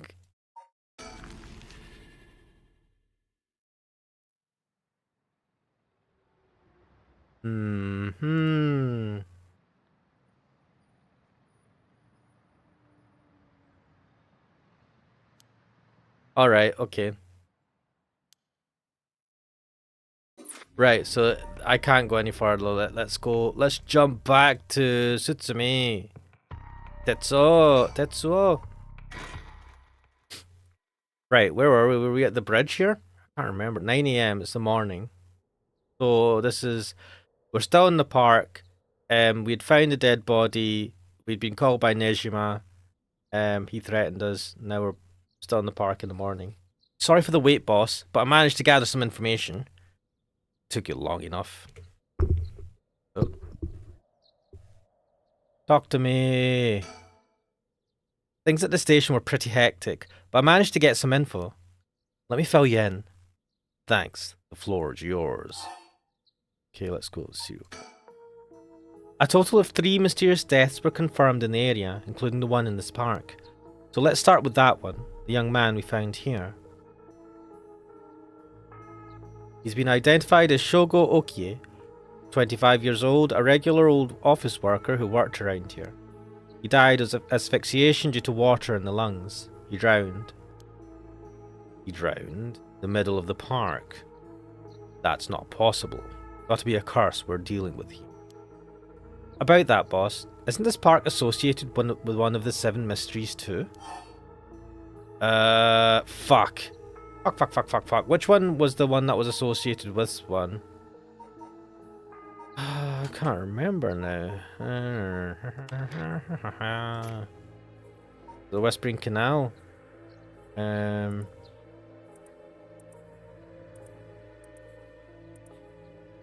so the Whispering Canal is the one that killed him. Not the designated fire was allowed to use it. Use wooden blocks to sound the fire. No, which one did we have? So, Whispering Canal, Fool's Procession, the Beckoning Light, the Haunting Clappers, the Evergreen Beach, the Taiko of Sugaru, the Foot Washing Mansion, the One-Sided Reed, and the Ever-Burning Lantern. Crack dealer saying old Shogo was killed by his own curse. Were we? Was that the water one? The Whispering Canal? Even when Joe Donut is saying there's a song by a Japanese singer named Hitomi called Candy Girl. I mean, the game is now my Candy Girl. Shit.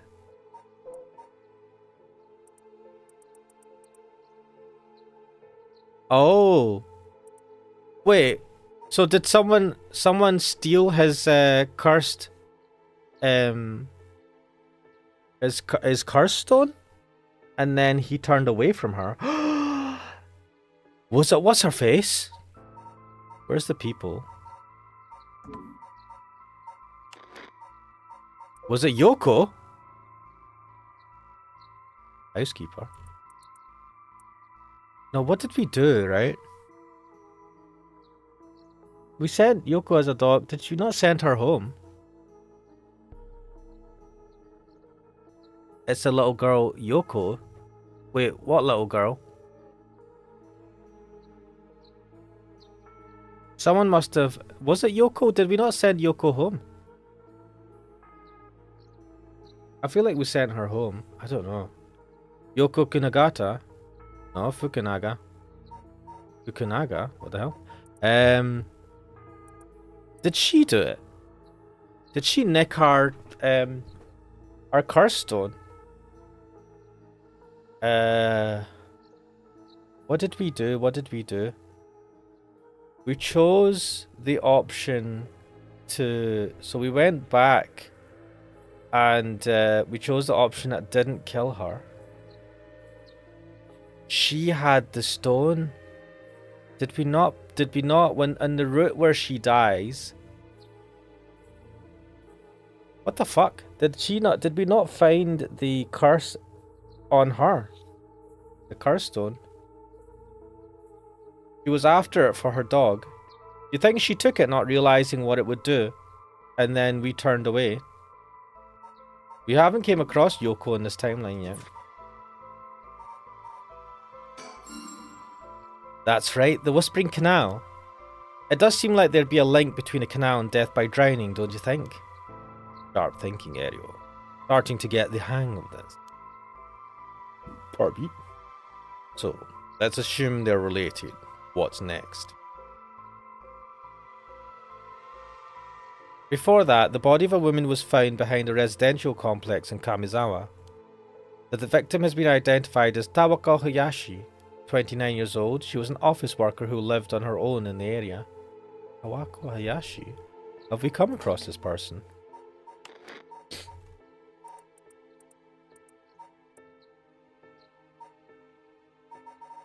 I don't think we have.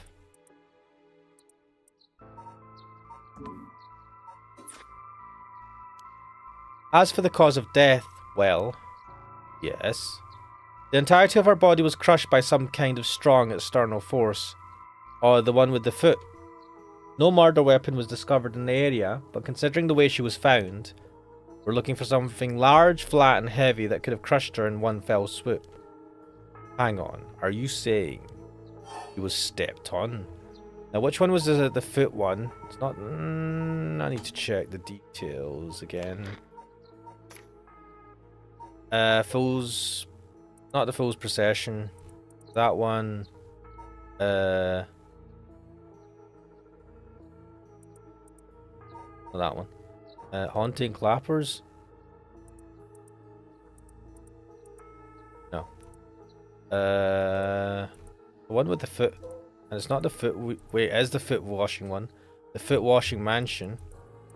Kills by crushing one who hears the command wash. Wash! Wait. We have the foot washing mansion. Wait, so this must have been the person... This was the person that dumbass student killed. She wasn't a curse holder. She was just a random person. You must have killed her before we got a hold of it. Exactly. Crushing is the foot washing mansion's modus operandi.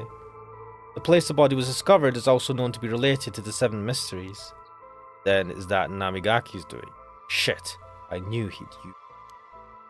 Judging by the amount of soul dregs, the victim was just a regular person, not a curse bearer. Guess we should report this to Paranormal Affairs. Got it. And as for the third victim... Yeah, fuck that guy. He was identified as Kohei Jonoichi, 32, a teacher at Komagata High. He was found in the school's courtyard. Cause of death appears to be external trauma from a fall or heavy blow. The impact crushed his arms and legs. Since he was found in the middle of the courtyard, he couldn't have fallen from the gymnasium or the main building. A teacher dying at school. Not just any school. Komagata House is one of the Seven Mysteries. What the fuck? Files. What was the 7 phenomena curses, right?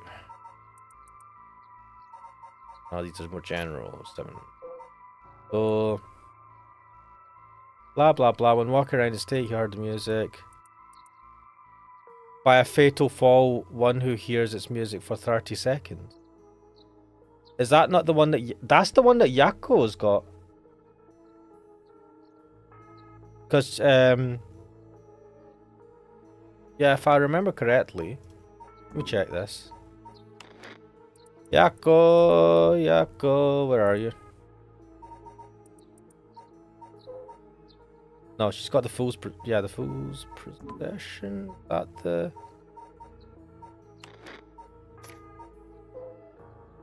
Yeah. Shit, Yako used the Fool's Procession. Oh shit. I suspected so. Right. It's where the Fool's Procession is supposed to be. It's too big of a coincidence. We can't rule out the possibility that this death was also the work of a curse. Crack Dealer is saying the Whispering Canal. Yeah, just look at your curse. It's a little girl. Yoko Kukunaga. She was after it for her dog. Since he's dead here, that means it's a later timeline where he sent her home, decided to search by himself. Valara Katar saying, so is this the Japanese X-Files? It does feel like that, doesn't it? Yonjay Dolan says, basically. Crack Dealer saying, yeah, Yako had that one. Yeah, so Yako was possessed by Michio. And used her curse against Jonoichi. Cracker says, but you didn't press the button, right?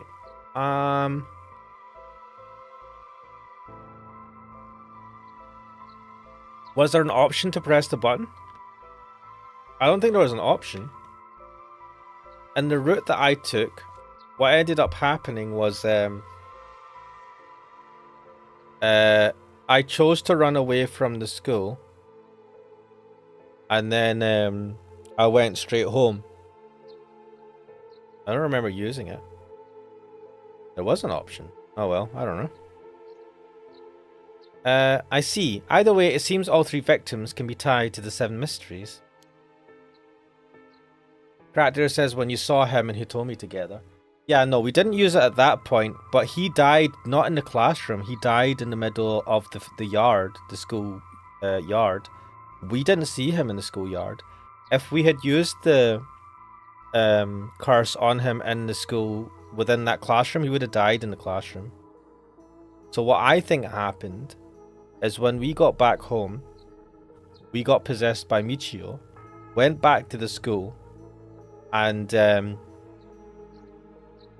we used the curse on Yonoichi. And then we came back home after that. Because when Mio met us in front of our house in the morning, we were in a total daze and we didn't even know where we were. So I think that's what happened. There's probably a curse bear at the center of it all, pulling the strings. But you've got a point. All these strange deaths do point in one direction. That's right, and Hajime's case wasn't all that different either. He also died of mysterious causes in a place connected to the Seven Mysteries. It looks like he had a heart attack. Actually, let me check this. If he had a heart attack, which one of the Seven Mysteries could have caused that? Wait, what? Wait, how do I... Right, this one drowns, so that wasn't that one. Fool's Procession. That one crushes, it's not that one. The Beckoning Light, we don't know. Will peer further ahead as if guiding the one who sees it. Some say the flame is benevolent, leading people to their homes, while others believe it is a monster leading people astray. I don't think it's that one. The Haunting Clappers is a burning one. The Evergreen Beach. Killed by hanging one who tries to mislead, so he wasn't hung. Taiko one, we don't know. The foot washing one is a crushing one.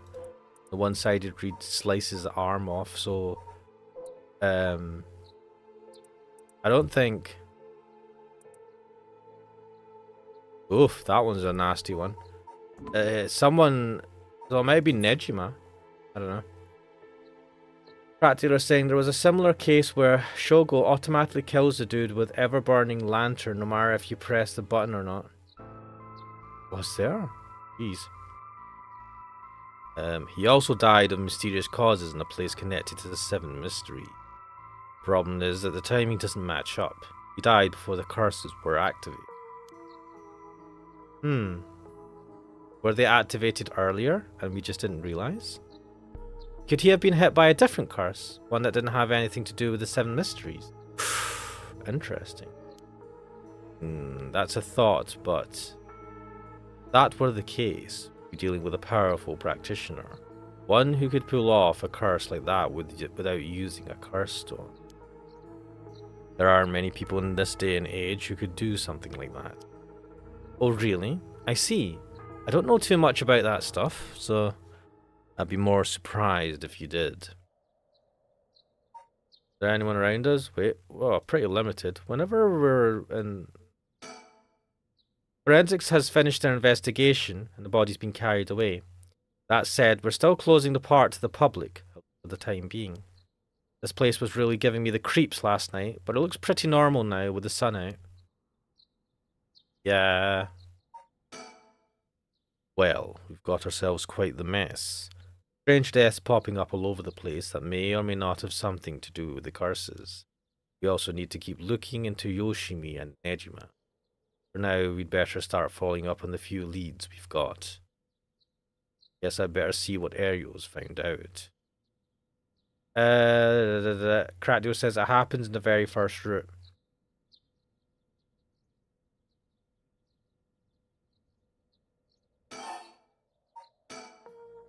Well, looking at these deaths, it seems like many of the curse bearers acted last night. We can't rule out that there were more killings from which the bodies haven't been found. Yikes, I hadn't thought of that. But there's one silver lining. Judging by my own curse stone, it seems that the curses can't be activated while the sun's out. Oh, that's great news. So basically we're safe during the daytime. Exactly. Also likely why Nejima gave us till dusk. Ah, he must have known the curse stones couldn't be used during the day. Either way, we've got till nightfall to settle this. It's time we flushed out the other car spares. Aye aye, boss, let's do this. At the moment, we only know the identity of 4 car spares, you included. Yutaro Namigaki had the foot-washing mansion, and Hideki Araishi had the ever-burning lantern. We've got both of their car stones. And then there's Nejima, who claims he has the one-sided read. Yeah, that about sums it up. Oh, okay. Note unknown car spares. So Tetsuo Sutsumi, one-sided Fukushima Nejima. The Taiko of Suguru, don't know. The Beckoning Light, don't know. The Whispering Canal, don't know. We know that Haruhi has the Beckoning Light? Shit, which one is Haruhi's? Yako Sakazaki. Haruhi is not listed here for some reason. Oh, there we go. The Haunting Clappers. I'm an idiot. Right.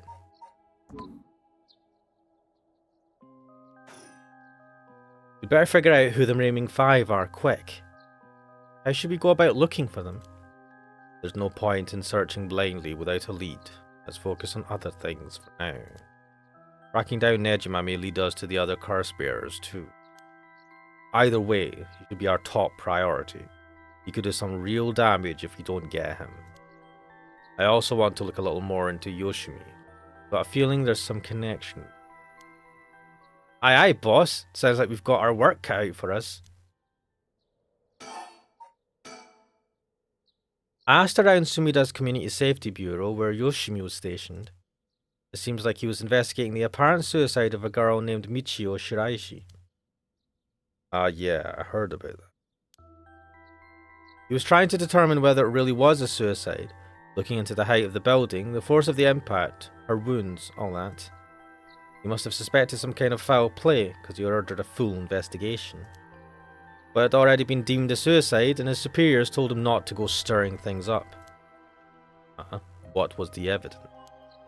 Well, according to the report I found in his desk last night, the body was found at the foot of a building, a ways away from the road. There is no evidence of vehicular collision, so it was ruled a suicide, but he thought there was more to it.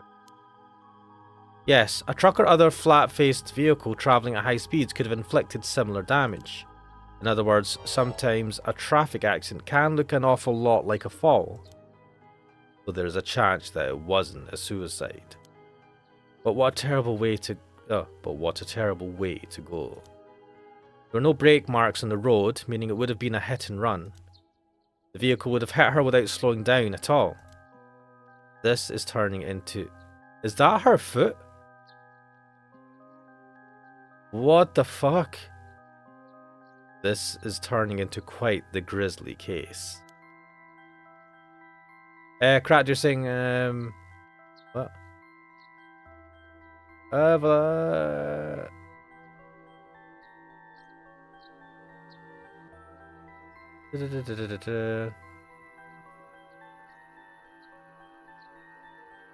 Valari Kantari, see you later. Good night. But the vehicle couldn't have come out from a collision like that unscathed. Exactly, so I asked the traffic bureau to keep an eye out for any vehicles with frontal damage. But I haven't heard back from them yet. Don't think they're looking very hard. So we've got no. That said, it was a traffic accident rather than a suicide. It's possible that someone silenced Yoshimi because he was on the verge of discovering the truth. That's true. You think the driver is the one who did him in? Not quite. Yoshimi had already talked to forensics and the traffic bureau, right?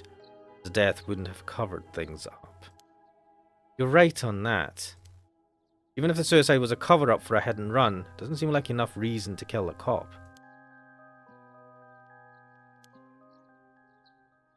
Oh, that's right. Unrelated, but I got something else too. I managed to get a hold of Michio Shiraishi's address. Yoshimi went there a bunch over the course of his investigation. Maybe a good idea for us to drop by too. Good thinking. Hopefully that'll give us some more leads. Alright, let's move on to the next topic. Been up all night gathering information. Be nice to be young and have that kind of energy. I'm glad to have in my side. They give me a chance to rest up. Oh, you went to sleep, what the fuck? Remember the girl Yoshimi met the day he the day he died? One Hitomi Okuda. Community Safety didn't have any contact information for her on hand. Not even an address. Well, they had her parents' information. When I called, they said they hadn't heard from her in a month. What the fuck? Lots of family issues, from the sound of it. They even said they didn't want anything to do with her anymore. What the fuck? That said, she still goes to school once in a while, so we might be able to find her there. Not sure we really have the time for a stakeout right now. But she could be a key witness. Can't we have Community Safety track her down for us? We can ask, but it might be tricky to get it done today. For starters, Komagata High School is closed today. Ah, because of the teacher that died. That's right. Alright, but if it's not something we can do today, we might have to forget about it. Let's move on then.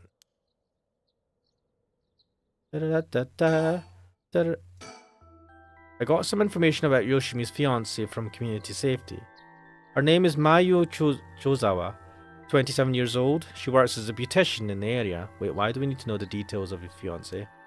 Look, I even managed to get a picture of her. She sure is a beauty. My man. Fucking no, don't, no.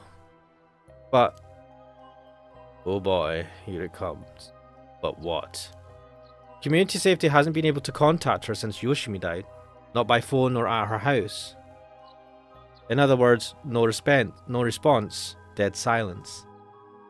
There it is. Can't things just be easy for once? What's that all about? Mayu Chozawa. Mayu is a beautician, the fiancée of Hajime Yoshimi, a police officer with the Sumida Police Department. Mayu's current whereabouts remain unknown. That's not a good sign. I hope nothing happened to her. It's definitely starting to look suspect. Crime of passion, perhaps. It is fairly common for people to be killed by a lover or a spouse. But Yoshimi was well liked, and they'd been together for over 10 years. You never know. Things could be different behind closed doors. I guess so. But we'll have to consider the opposite scenario too. Crack dear sing good one, Yoshimi. Do you approve of his fiancée? It could be that the same person who is out for Yoshimi is after his fiancée as well. He could be in danger. You're right. Either way, she's important to the case. Ichi already has people looking for her. We'll know as soon as she's found. HQ has mobilized a search unit for Nejima, but so far we haven't received any word. Guessing he wasn't at home or at work. About that, apparently he vacated his last known address a week ago. You serious? We have no idea where he lives. It gets worse. I checked in with the factory he was working at. They told me he was only there for a month before he quit. Hold on a second. You're telling me nobody caught that? Well, I had the same thought, so I spoke to his probation officer. Turns out he'd been doing house visits and interviews, but never bothered checking in on his workplace. He also said he'd lost track of Nejima when he moved to a new place. Jeez, that's just sloppy. I've heard that they're giving parole or just about anyone these days. What? I've heard that they're giving parole to just about anyone these days because they're running out of room in the prisons. Which also means there aren't enough probation officers to go around. Dude's probably overworked. But you would think Nejima, having been a killer, would be someone to keep a special eye on. So Nejima got to fuck about unsupervised. God damn it. That asshole is annoyingly good at faking remorse. Or insanity. Whatever the situation calls for. Back when I arrested him all those years ago, just talking to him left a bad taste in my mouth. He's probably hiding under a false name, which will make it hard to track him down. That'd explain why he so brazenly made contact. That asshole. Mocking us. Well, for now, the paperwork to circulate his name and mugshot is being filed. That's going to take way too long. We have until dusk. Oh, this is not good. Speaking of Nejima. Yeah. Did you manage to reach your daughter? It'd be best to put her into protective custody as soon as possible. Not yet. I can't reach her. They called, but she's not picking up. Wasn't home when they went to the house either. That's not good. Does that mean she never came home? And why weren't you the one trying to reach her? Shut up. Don't have her contact info, right? Damn, she really doesn't trust you, huh? Either way, I told her mother that it was an emergency, that we'd send an officer to find her and get her to safety. She was real reluctant, but I got her to agree. I guess that explains why you got divorced. But if you, her former father, can't find her, how the hell did Nejima do it? Former, eh? That cuts deep. Like, sorry, he's not a former father, you dumbass. He's still our father. What the fuck? It just kind of slipped out. Anyway, I suspect it has something to do with his curse echo. Back on topic already, huh? He said his curse could kill a lot of people in a short time. It may even allow him to act from a distance. I see. The one-sided read. What was the story about again? Something about a man stalking a woman who goes insane and chops her up. Ah, right. One of the more gruesome of the 7 mysteries.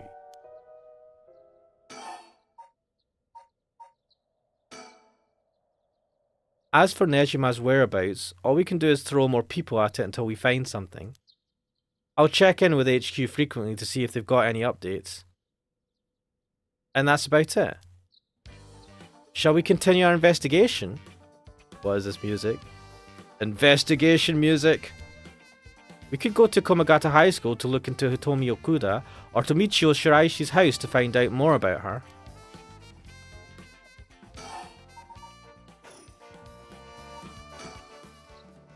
Well, let's move, guys.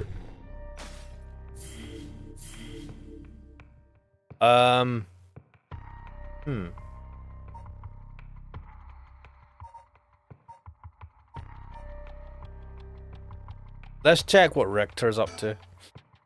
Throughout the night, Richter continues to gather information about the curse stones, while Harui lies awake until dawn. Oh dear. Preoccupied by the prospect of bringing her lost child back to life. Oh, Harui. 10 a.m.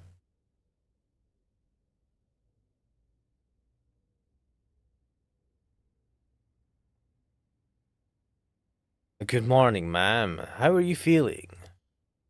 I'm fine. I hope we can make good progress today. How's your curse stone looking? I haven't felt anything from it since sunrise. Interesting. It's possible that its powers can only be unleashed at night, then. That aside, why are you so late this morning? There are unfortunately some things that can't be investigated while the world slumbers. But I did get some research done in what limited time I had. Very well, let's talk. By the way, there's something I wanted to talk to you about. And what's that? Our current plan is to steal a curse stone that already absorbed soul dregs, but I'm wondering if it would suffice to not steal, but instead negotiate with a curse bearer and have them use the right for our purposes. Oh? I mean, I suppose that would accomplish the same, but do you think it's possible? So long as we offer compensation, it may prove much easier than you'd expect. Compensation? Cash, for instance. That wouldn't be off the table for a family as rich as the Shigimas, would it? Of course. Why, any amount would be fine if it'd get the job done. I won't let monetary matters lead me to regrets the way it did back with the ransom. Okay. With that option on the table, let's figure out our strategy. Do you have a curse bearer with whom we can negotiate in mind? Not yet. Surprisingly, it seems the other curse bearers haven't been that proactive about collecting soul dregs. Did you see the news this morning? No, I haven't. Overnight, 3 mysterious deaths were reported in this area. They've yet to announce the identities of the bodies found, but they've been nicknamed the Honjo serial killings. It's garnered quite some attention on the streets. Oh my. Only 3? What do you mean only 3? What the fuck? That's what I thought. Even if the victims were curse bearers, just 1 or 2 wouldn't be enough soul dregs. And for what those curse stones are capable of, a mere 3 victims seems a little on the low side. With this little activity all throughout the night, the curse bearers must be a cautious bunch. What's holding them back? Are we not all after the power of resurrection? There may still be some undiscovered victims, but it doesn't seem like anyone has gathered enough soul dregs yet. We might have to set up some bait to spur them into action. Cactus going, amateurs. Spur them into action, Richter, what the fuck? And then we offer them the deal. None of the curse bearers seem very proactive. I wonder if this situation could be what the mastermind who kicked it all off intended. Now that's an interesting theory. You think there's someone behind this all? You mentioned hearing an agonized voice telling you to kill when you first obtained the curse stone. That doesn't sound like a coincidence to me. Someone agitated the curses in this area on purpose. They're likely after the rite of resurrection as well. So you're thinking this person is not one of the curse bearers? You've got a sharp mind, ma'am. Thought it might seem obvious for the mastermind to become a curse bearer and collect soul dregs if they were after right. This would be very risky, since as a curse bearer they themselves would become a target. So it'd actually be more convenient for them if the curse bearers moved less aggressively. That's right. But despite that, they've been inciting the curse bearers to commit murders. Why? Let's consider this. What if the mastermind isn't trying to collect soul dregs themselves? You mean their intention was also to seal the souls while the other curse bearers compete with each other from the start? Sitting back and observing from the sidelines is the safer course of action. Which is why I figured it's best for us to attempt the same strategy. So how should we do it? There's still some reason to suspect the mastermind could be a curse bearer themselves. To be honest, I want to keep my distance from whoever it is. There's no telling what kind of power they might possess. You know, I don't know why I had this thought. Wait, what's Kratos saying? Our guy Shogo didn't hold back and did it in just one night. That's the power of a simp. You know, I am wondering, out of curiosity, could Yoko be the one that instigated all these curse stuff? I don't know why I'm thinking her. I don't know why I'm thinking she's the instigator that, like, started the whole Night of Shadows or whatever it's called.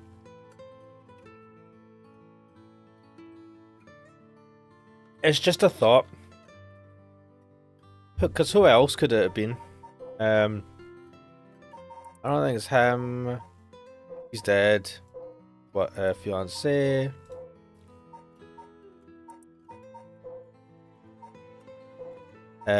He's dead. Nah. I mean, it could be the janitor?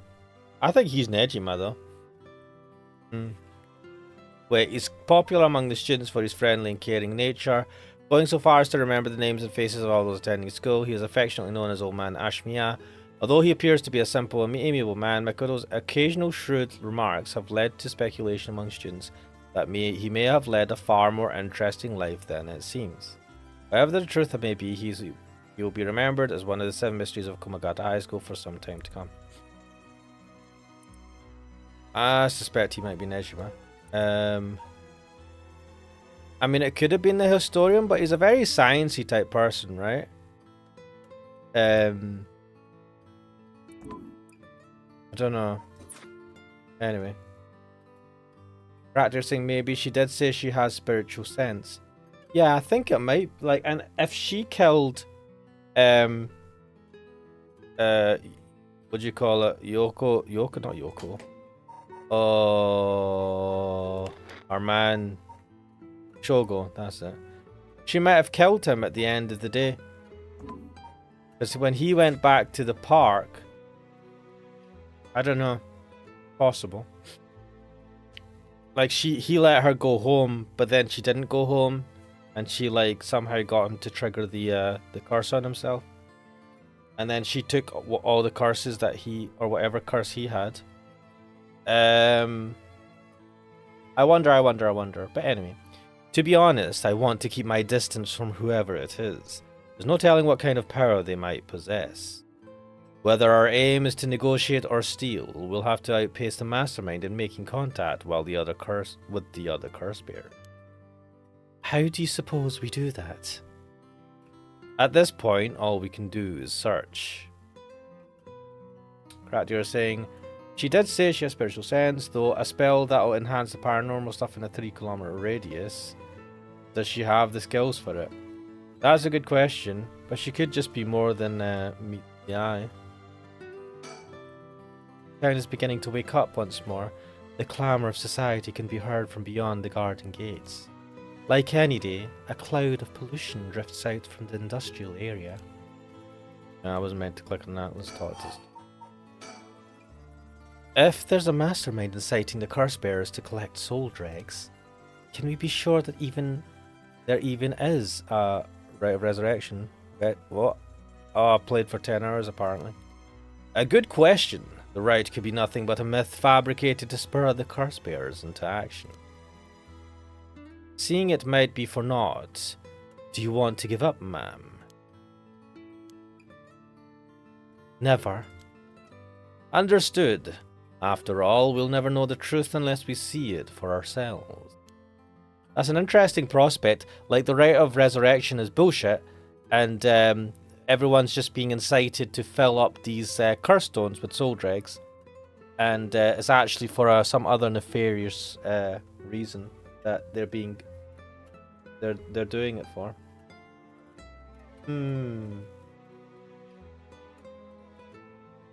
They're saying, why does everyone do that ooh face? Mate, I don't know. It's so weird. They do it at the worst times. Can Haraway do it? I think Haraway can, yeah. But we'll do it without using the curses ourselves.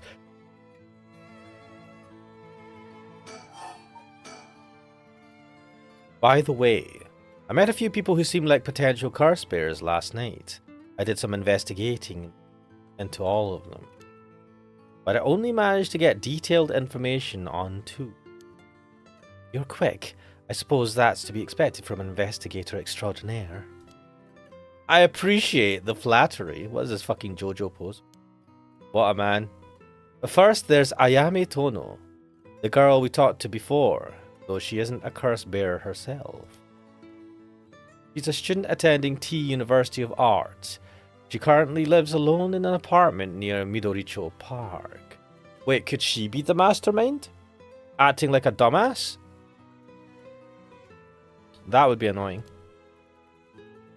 You even determined her address?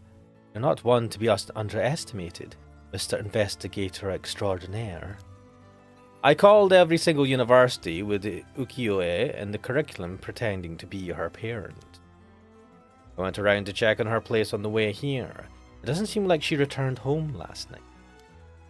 I'm worried she might have run into some trouble.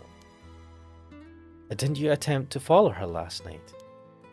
I'm embarrassed to say, but I couldn't. It shook me. Wow. I couldn't keep track of her. And here I thought you were an investigator extraordinaire. Why we keep saying that? I'd like to learn more about her, but it would take some time. She is planning to steal the curse stones, just like us. It's best we act carefully around her. Character is saying he's doing the Joseph pose. Fucking love this.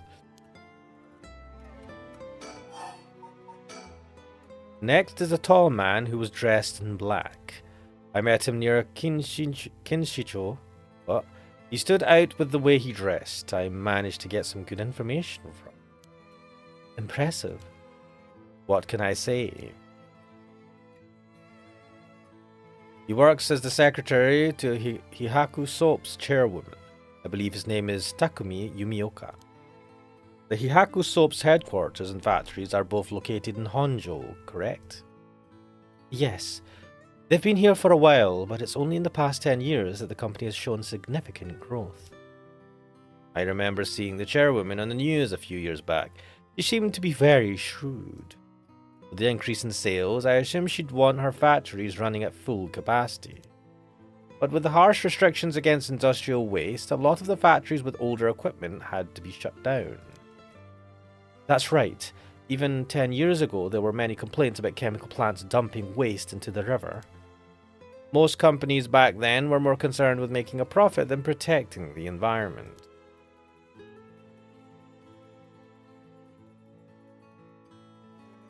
I wonder what a man working for such a company would have been up to in the middle of the night.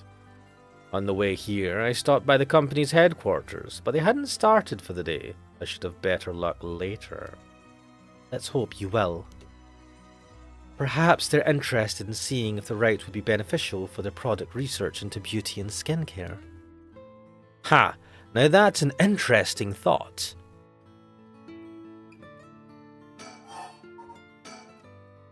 I ran into one more suspicious young man last night. This one seemed to be out collecting soul dregs, right?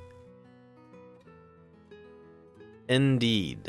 I couldn't get a good look at him, though, and I couldn't gather enough intel to properly identify him. Is it Junichi? Well, that's a shame. But I can make an educated guess. Oh? You know that researcher who discovered the ancient text on the rite of resurrection? The one that lives near here. His name is Hideki Araishi, and the man I met was very similar in stature. Oh my, even he's involved? Awfully suspect. Considering his background, couldn't he be the one who initiated the whole affair? I think it's possible, yes. Which is why I decided to refrain from making contact with him for the time being. Safety first. Understandable. Of course, I want to learn more, but this isn't the right time to focus on him.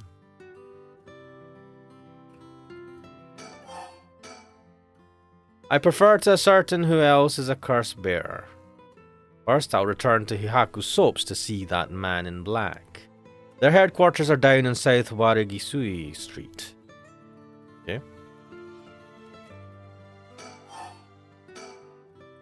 I learned something new about the criminal involved with the kidnapping.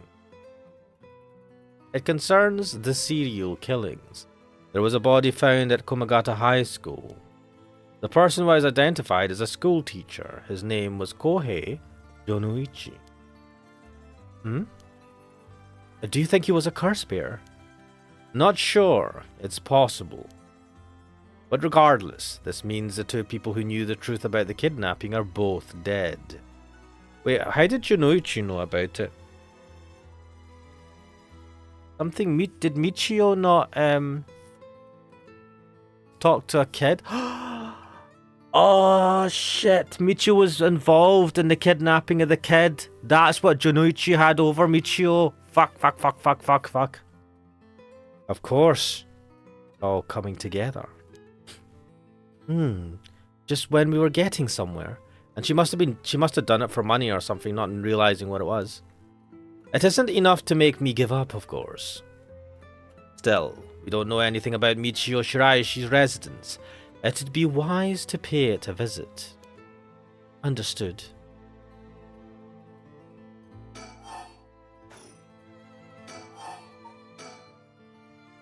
In addition to the 3 victims associated with the Honjo serial killings, there's Michio Shiraishi, who reportedly admitted suicide and the police... who reportedly committed suicide, and the police officer who died at the former Yasuda Garden. If strange deaths continue occurring like so, they're bound to inspire strange rumors. But those last 2 have nothing to do with the 7 mysteries, no? It's true, both occurred a week before this accursed situation began. Still, it cannot be ruled out. It's possible that the mastermind was involved even with those killings. How? What if there were preliminary steps to awakening the 7 mysteries curses? Can we really assume they're unrelated just because the timing doesn't match up? Or rather, the police officer's death is so baffling that it'd be easier if it were connected to the curses. The victim wasn't the type to be caught off guard easily. You seem to know a lot about this. I suppose we weren't strangers. My personal feelings might be wrapped up in this one too. I see. If you were to investigate this matter more, you might get a lead on the mastermind. You're right. If you wish to focus on the mastermind's identity, this would be a fine starting point.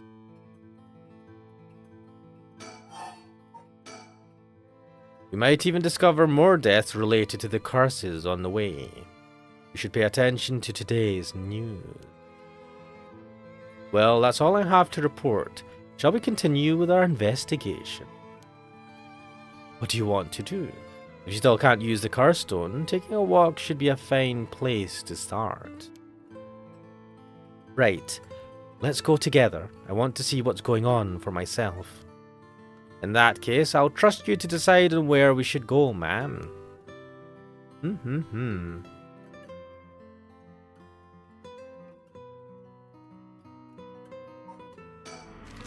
Right, so we can South Warigusui Street, Midoricho Park, or that one. Umagata High School. South Warigusui Street, where was that going to do? Is that where... So this high school would be to talk to this shit. Fuck it. Midoricho Park? I don't think the park's going to be handy. The school... No, let's go to South Warigusui Street. Character is saying, shouldn't they be discussing all this inside and not out open? That is true, but they are in the a walled off area. I don't know why they didn't have them inside the mansion. Isn't she cold? Did she meet him outside? The Hihaku Soap's headquarters are on the other side of South Warigusui Street. Ah, fuck. They were closed when I visited this morning, but it appears things are up and running now. This is not really where I wanted to go. But fuck it. To think a small soap-making company could grow so much in such a short time. They have factories and warehouses throughout the area now. You can see why director and now chairwoman Natsue Yamamori is called the Queen.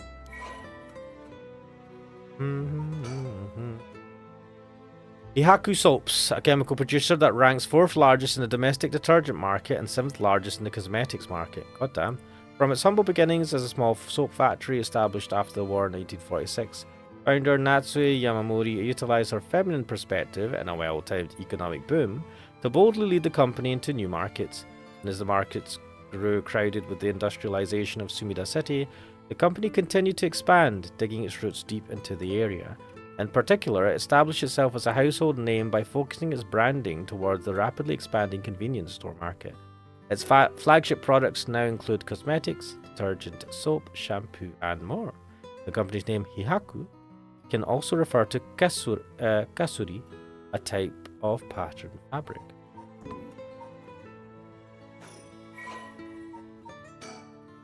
Natsue Yamamori, the chairwoman. Natsue is the former president of Hihaku Soaps, a large chemical company. Though she retired from her position 2 years ago, she still wields great influence over the company from her position of chairwoman. Recently, there have been rumors about her possessing strange and powerful magical abilities, earning her the nickname the Witch of Hihaku. Prior to the war, Natsue enjoyed working her dream job at a textile factory. She was forced to face the bitter reality of the world, however, when the factory was destroyed by a fire during the war. She was ordered to rework the fabrics she had painstakingly crafted into something more suitable for blue-collar work. Witnessing the rise in popularity of Western-style clothing in the post-war period, Natsue left the textile industry. However, a nod to her past could be seen in her company's name, with Hihaku being another name for kasuri, a type of fabric featuring patterns and images woven with dyed fibers. Having long been dissatisfied with the soap supplied to the textile factory, Natsui saw a business opportunity and set up her own small soap factory. Taking inspiration from imported soap brands, she developed new products which quickly gained a good reputation. Ever the shrewd businesswoman, Natsui ran an aggressive promotional campaign on TV featuring a popular Japanese singer, rapidly turning Hihaku soaps into a household. Oh.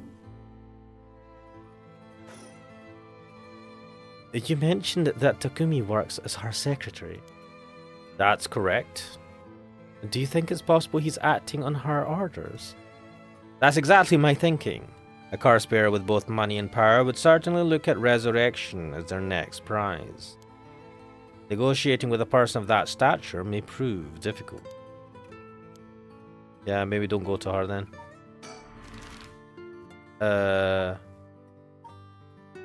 Midoricho Park is... We'll go there, fuck it. Midoricho Park. We're here. This is Midoricho Park. Ayame Tono lives around here. She wasn't in her apartment when I dropped by this morning. I wonder if it's worth checking again. It seems picking up Ayame's trail is out of the question for now. Why did we even come here? Oh, okay. Thanks, boss. Go to high school.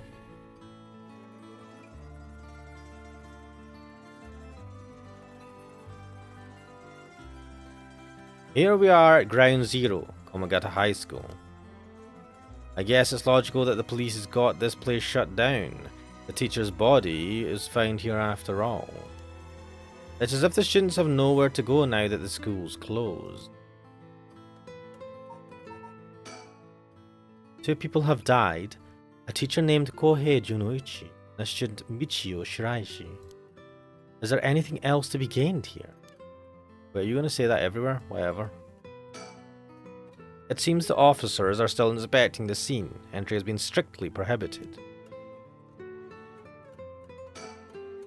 The news has attracted a bunch of curious onlookers, huh? That works in our favor. The more people around, the better we can blend in. This place is said to be connected with the story of the Fool's Procession.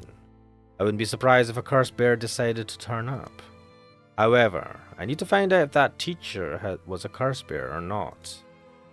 I expect the police to be baffled since they don't know about the curses.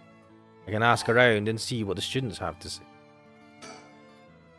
Alright, I'll go ask the students about Michio.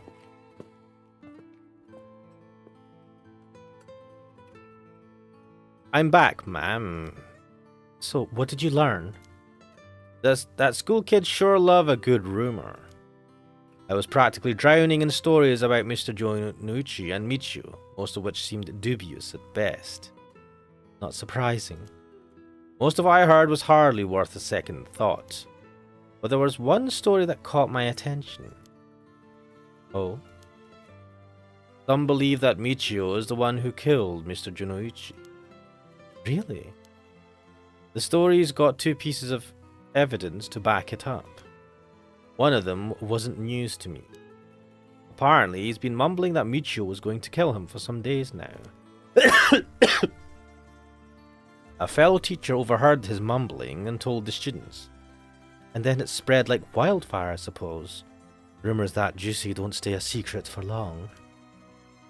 As for the other piece of evidence, a pigtailed girl in her school uniform was seen around school late last night. Go on. Although numerous people claim to have seen the girl, not one of them saw her face. Some are proposing it was Michio brought back to life, or that it was her vengeful spirit. But it's not like Michio's the only high school girl to wear pigtails. This rumor might have been made up just to fan the flames.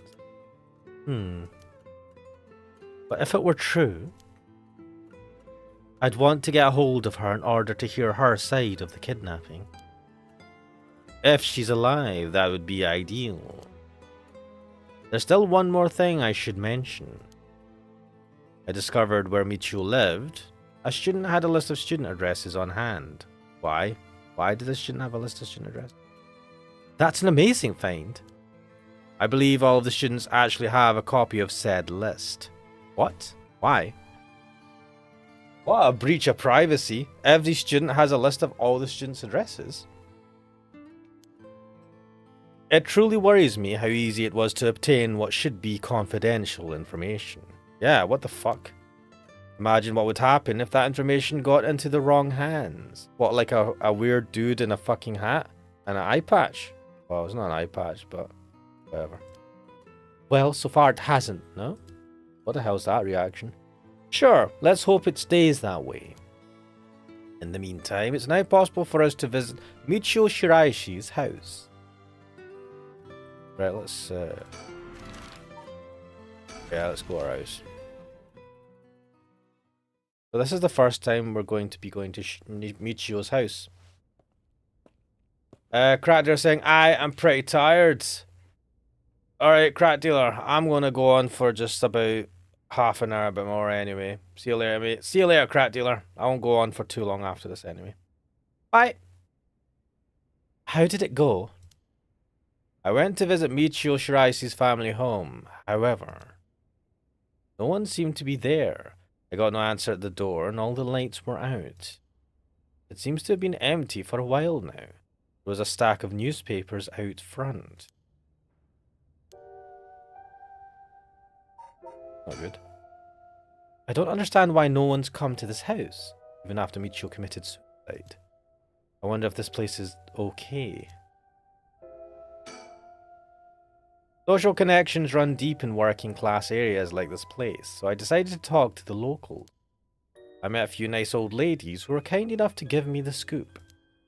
Turns out the Shiraishi's reputation really went down the dumps this past year. Is that so? I'll give you the quick summary. They moved here about 3 years ago. Their previous residence was in a better part of town. Michio's father died in a car accident, leaving behind just the two of them. Michio's mum, Toshiko, now a single mother, relocated here. At first they got along with their neighbours, many of which were in similar situations, helping and being helped in turn. So far so good. What happened?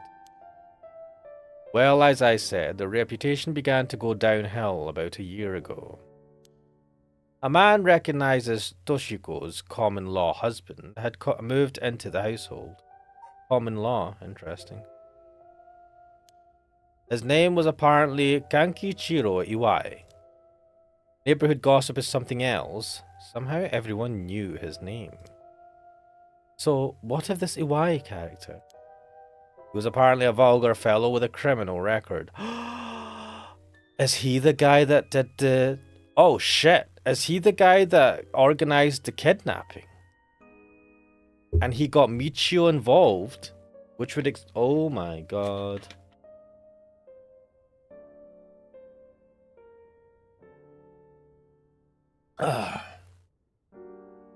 Dear oh dear.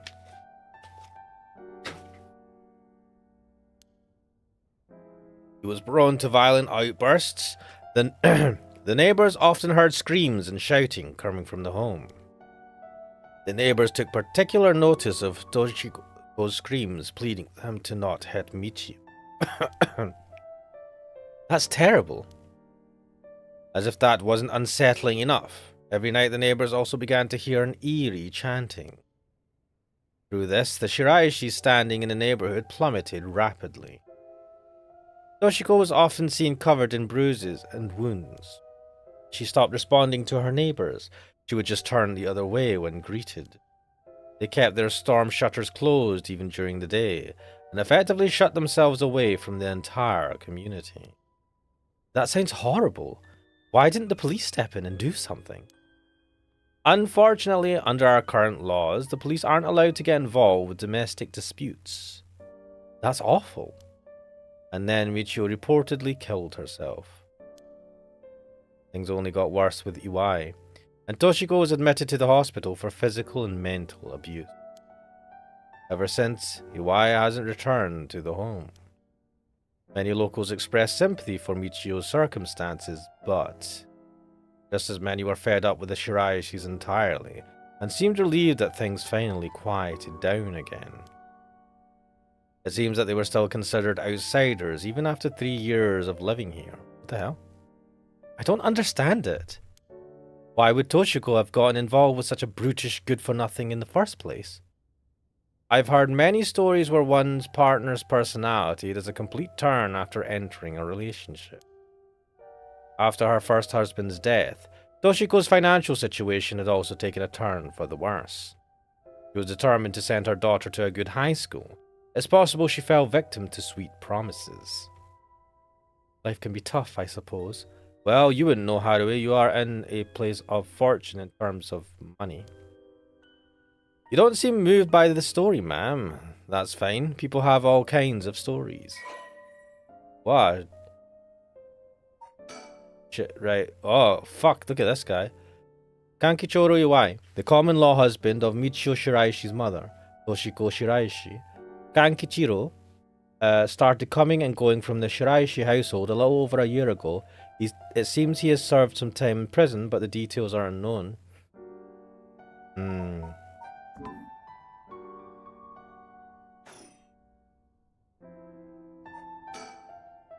The Shiraishis were dealt a tough hand. Can't imagine what it was like. Could it be the girl was forced by her circumstances to take part in the kidnapping? I don't know why we've not thought that the husband might have been the person involved in this.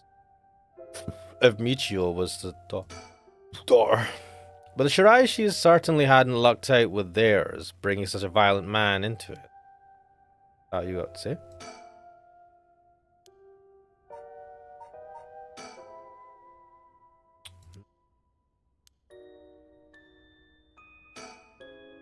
It's a bit quiet over here. It's a residential area after all. All these rundown row houses really scream working class, don't they? Damn, what a fucking arsey thing to say.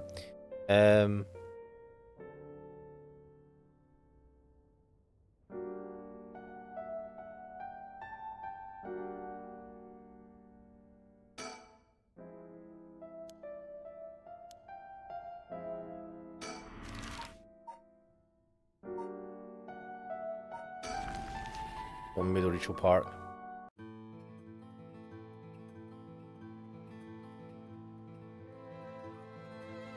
We're here. This is Midoricho Park.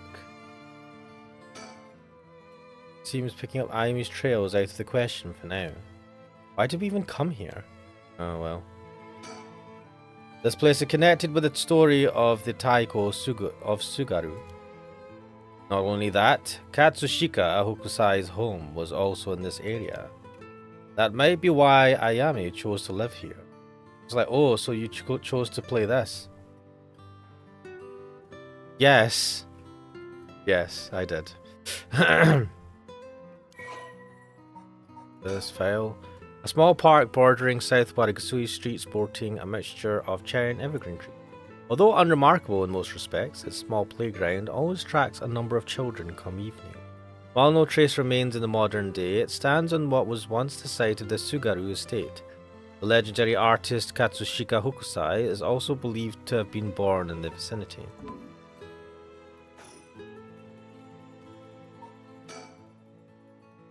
And we read that out before. Let's talk to our man. We won't get much done standing around here. Why don't I go and check out Ayami's apartment? You don't mean to speak with her, do you? No, I'd prefer to get an idea of what she's been up to. I'd like to see whether she's been home or not, just to potentially get a trace on her movement. Then be my guest. Okay, I shouldn't be long.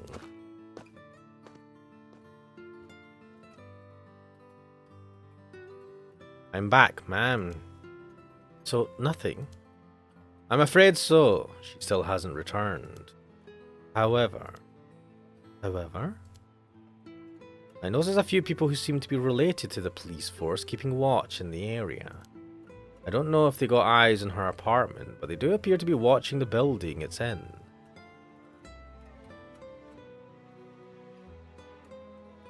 Let me check something. Tetsuo Sutsumi, and then who is this Ayami?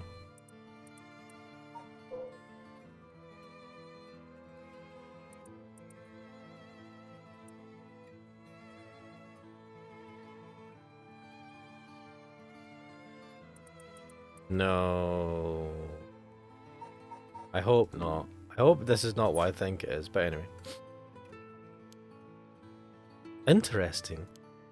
You've got a sharp eye to have noticed them despite them being so covert. What can I say? It's part of the job.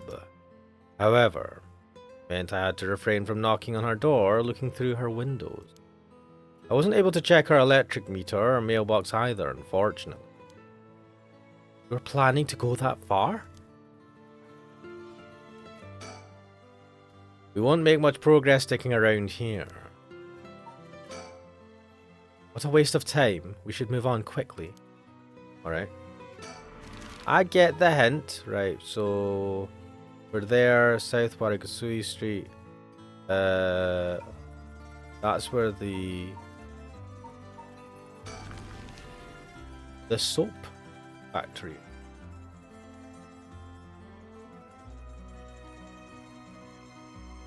The Hihaku Soap's headquarters are on the other side of South Warigasui Street. Let's go get it. Business is up and running. I can see people inside the reception area. First, I need to confirm whether Takumi is the man I ran into last night. Then I'll be able to determine if he's a curse bearer. It'd be better if I go inside the headquarters alone. You should walk around, visit a cafe for some tea, perhaps.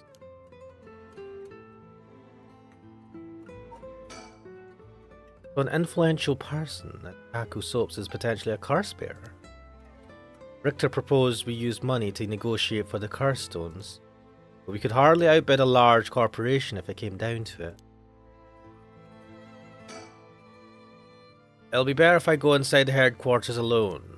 We'd walk around, visit a cafe for some tea, perhaps. What? Back in the Edo period, the canal known as South Warigasui ran through this area. It's been turned into a major road. It's a bit away from Kinshicho Station or Ryogoku Station, but it's still considered a nice area. The stories of the ever-burning lantern. Oh, this is Richter. The stories of the ever-burning lantern and the foot-washing mansion both took place around here. One of the bodies discovered this morning was found by this road as well. This is quite a lively area, huh? I suppose you could call it somewhat of a city centre. South Warigasui Street, Warigasui, lit partitioning ditch, refers to a waterway dug down the middle of a road so as to divide it. At the dawn of the Edo period, the Honjo district was little more than a collection of suburban rice farms. As the area became more developed, the South Warigasui was evacuated in order to drain rainwater into the Yokojiken River to the east. Though it served the people long and faithfully, it was converted into an underground culvert at the beginning of the Showa era. At the present, no trace of it remains on the surface but the street that bears its name.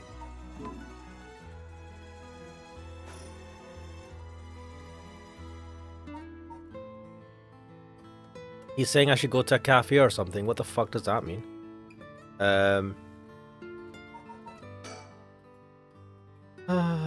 So I've read this bit. So, what cafe? What the hell? I think I'm stuck. Here we go back to the school.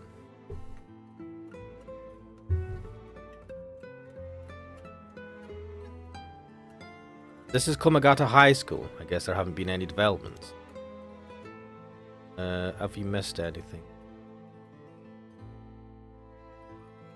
I don't think so.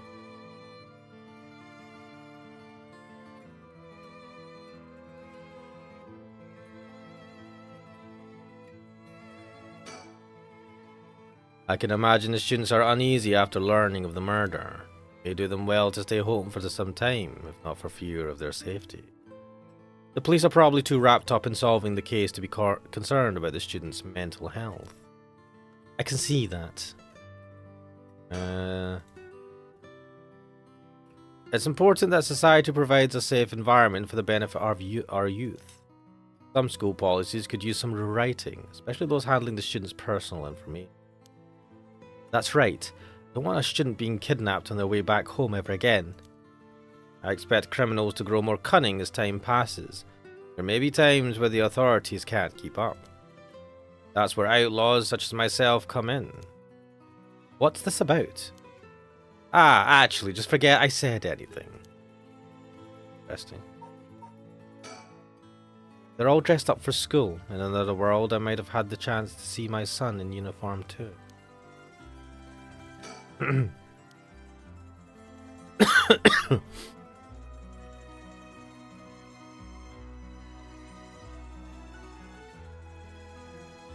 like this music though. Right, so the school is out. Let's go back to the park.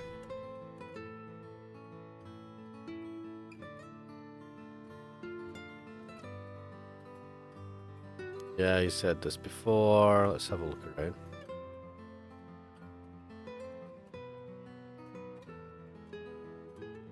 Done all the talking we can. What a waste of time. We should move on quickly. Alright, do you know what? I may have gotten to a point where I can't do anything now. Wait a minute.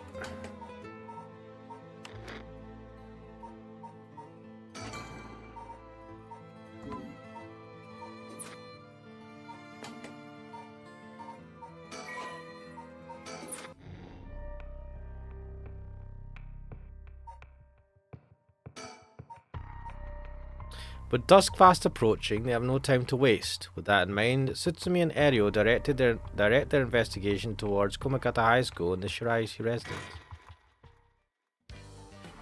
Right, so we're back on this route.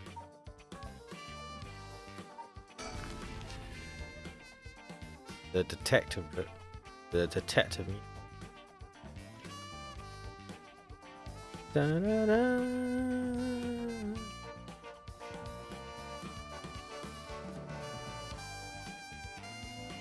It seems like Michio's house is at the end of this road. I don't want to intimidate them, so maybe I should go on alone. So the Shiraishi household. There's a chance that Michio didn't actually kill herself. Might be for the best that we didn't find her parents. Eryo is checking the Shiraishi house at the end of the road. The street's real narrow. Two big guys like us would stick out like a pair of sore thumbs.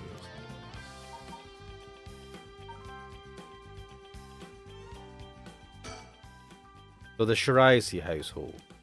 There is a chance that Michio didn't actually kill herself. I already said that. The houses are really crammed together in these narrow alleyways. Strangers like us walking through definitely stand out. It really feels like old Tokyo.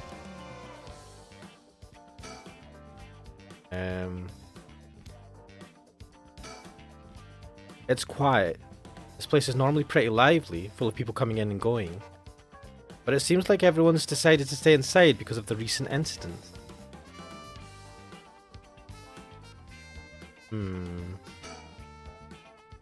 Alright, I'll go check the house. Alright, you do that, mate.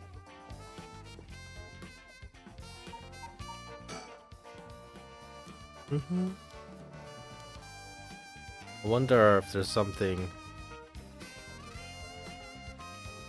What? Oh, you're back. Wait, was that us? No luck, boss. No one home. Doesn't look like it. I knocked for a while, but nobody came to the door.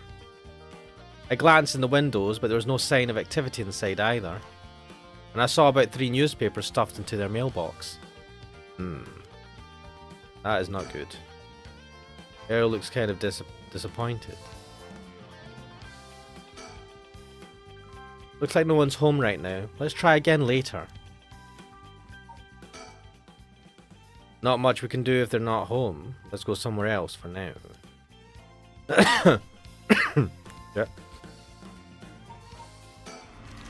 To the school. Da da da da da. Komagata High School.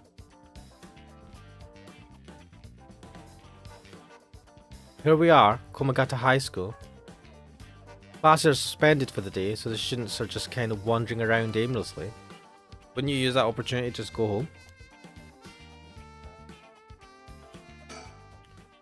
This place isn't only connected to the case because the students were under Yoshimi's jurisdiction. It's also the site of the Fool's Procession, of course, where that teacher was killed. Seems like a likely place to find some clues, don't you think? School gate will stay locked while forensics inspect the scene of the incident. Looks like they're still busy. Let's talk to the person in charge later. Alright. The news of the dead teacher has also attracted a fair share of rubberneckers. The atmosphere is kind of tense with this many cops around. Gymnasium. Oh my god, the highest gymnasium also serves as a polling place and an evacuation centre. A lot of the buildings around here are still made of wood, but this place looks safe and sturdy.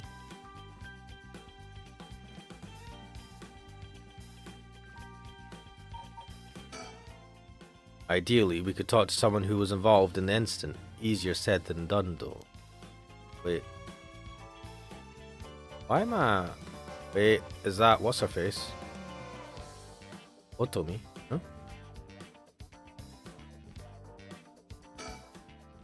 Oh, right. Speaking of skills, what is it? You said Paranormal Affairs can't help us right now. Why don't we get that psychic high schooler you mentioned to help us? A lot of the people involved in this case lead back to the school anyway, so it might make things easier to have them with us. For a guy who's questioned me on the legality of working with them, you sure seem eager to exploit underage labour. Hey, who said anything about exploiting them? We just want to give our young experts the opportunity to shine. When do you become such a smooth talker? Anyway, I'm afraid I don't know where they are. Oh, I see. I wonder if there's anyone who could help us scout out the area. What? Suspend?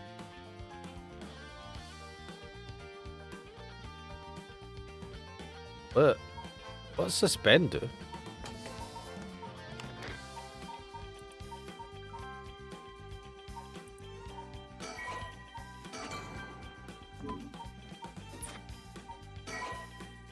Cannot currently progress any further. Once your situation has changed, select resume to try again. Pressing suspend will return you to the story chart. Okay. Oh shit. So something I have to be... What the fuck? I guess I'm stuck here. What am I trying to do? Ah, damn. It's been a while since I've had a mansion. Oh, did we not save the shit? Fuck.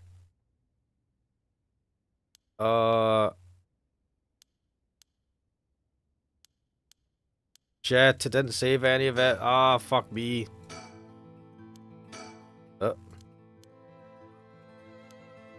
Wait, how do I...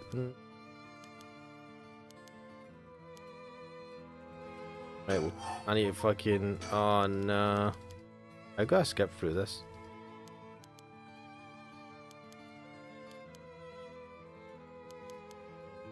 So I've just done this, like, not long ago. Oh, God. I didn't save it. Ah, my soul.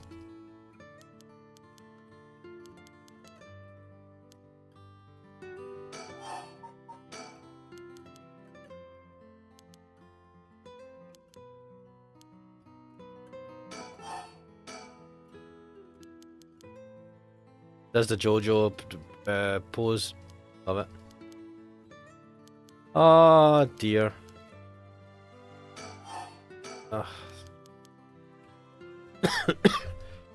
Right.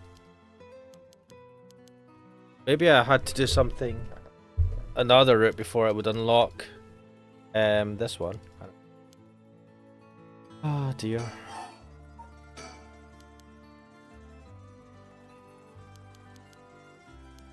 Is there a way to zoom through this?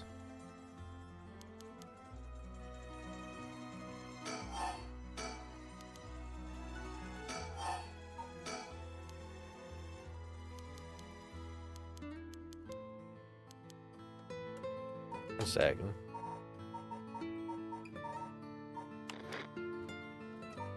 Oh.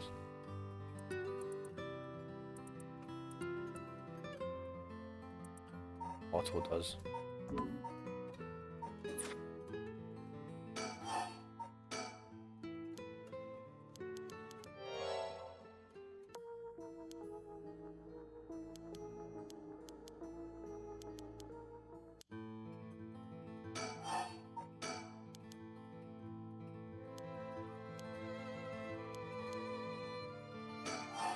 Right, we've done everything. Right, let's think about this. Right, so we had visited these areas before. Wonder if anything will change. So,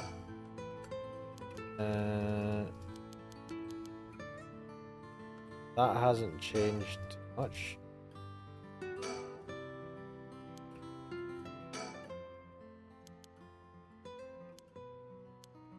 Right, I remember him saying this. You should walk around and like have tea. I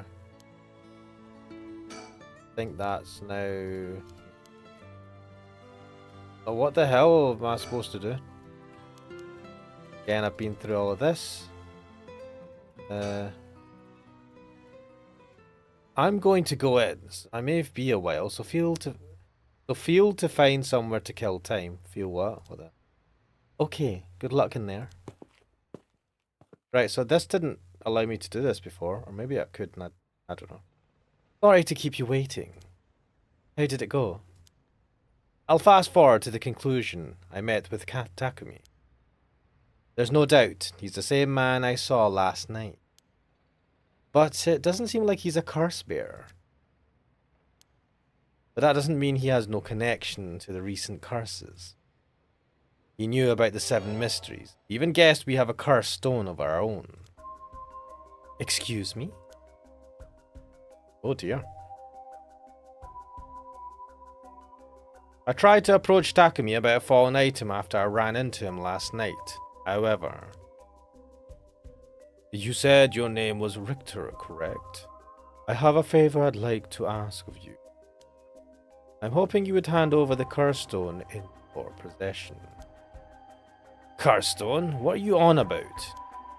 There's no need to play dumb with me. In fact, there's no time for it.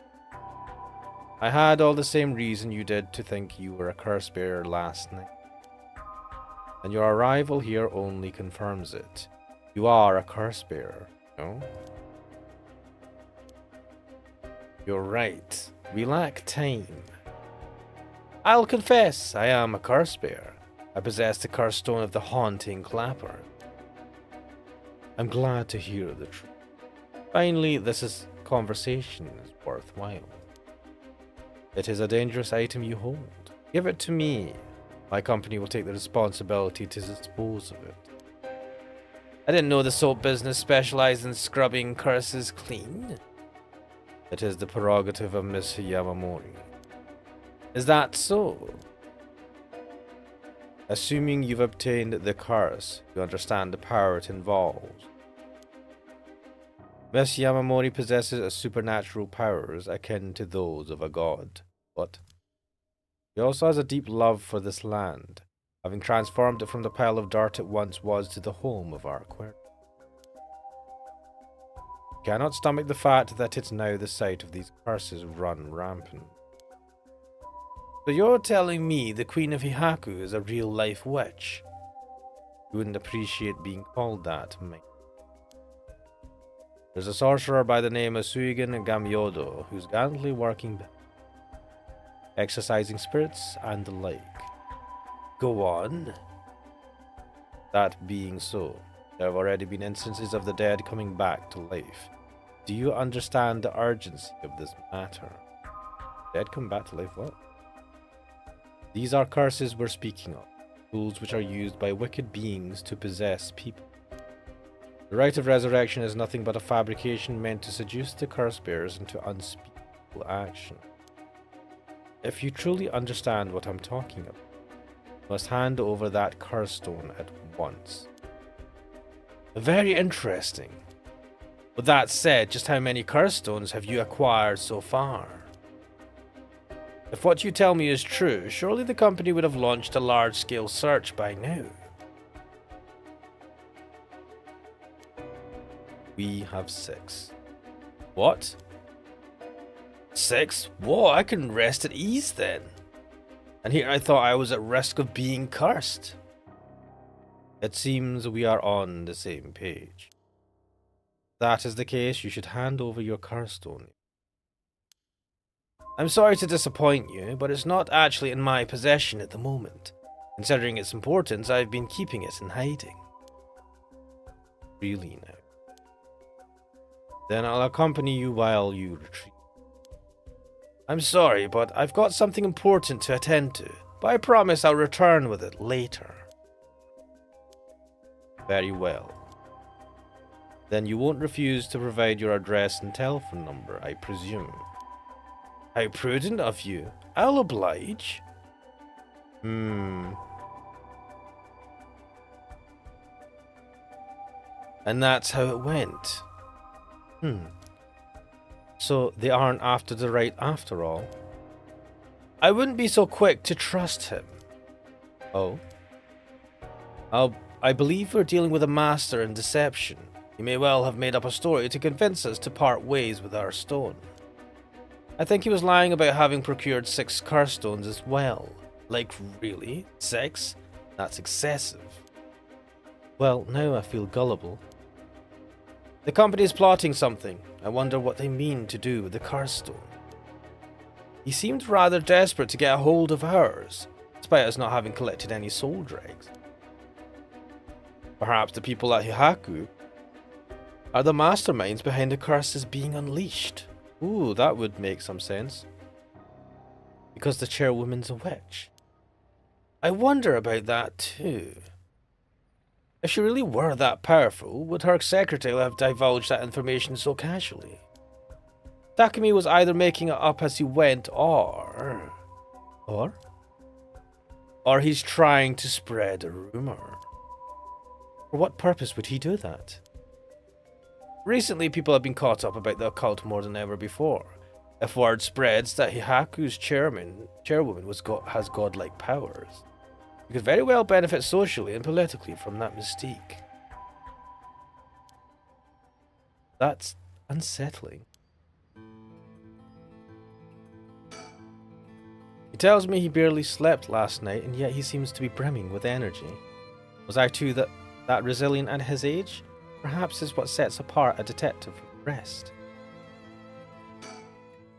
By the way, there's one other thing of interest I heard while in the company's reception lobby. What's that?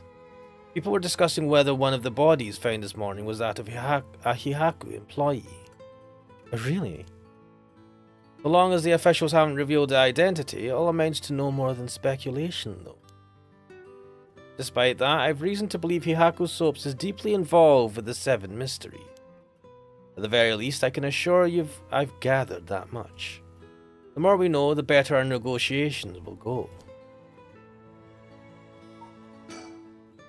How interesting that the Queen of Hihaku, or the witch, whatever she is trying to get her hands on the rite of resurrection.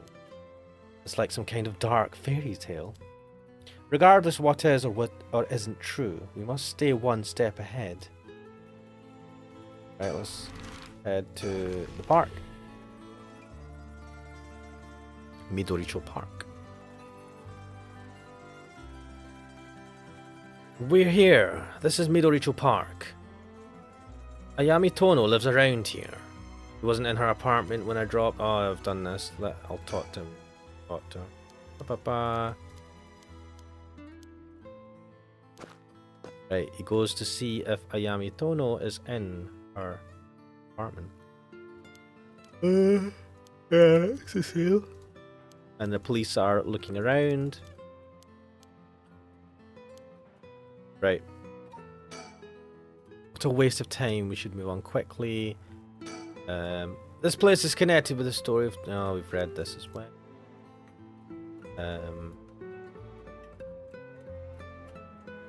Don't think... Oh, hello. Oh, good going, ma'am. You found haiku. That's a rare one. Okay. Is it now? I don't know what we get for these pigeon things.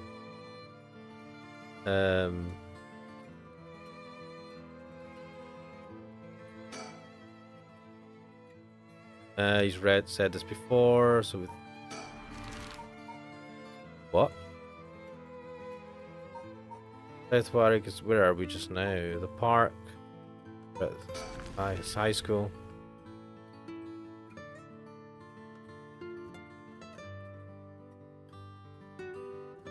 And again, I've done all of this. Here we are at Ground Zero, Komagata High School. I guess it's logical that the police got this place shut down. The teacher's body was found here after all. It's as if the students have nowhere to go now that the school's closed. I can't remember if... It seems the officers are still inspecting the scene. Entry has been strictly prohibited. Then the news has attracted a bunch of curious onlookers, huh? That works in our favour. The more people around, the better we can blend in. Done all the...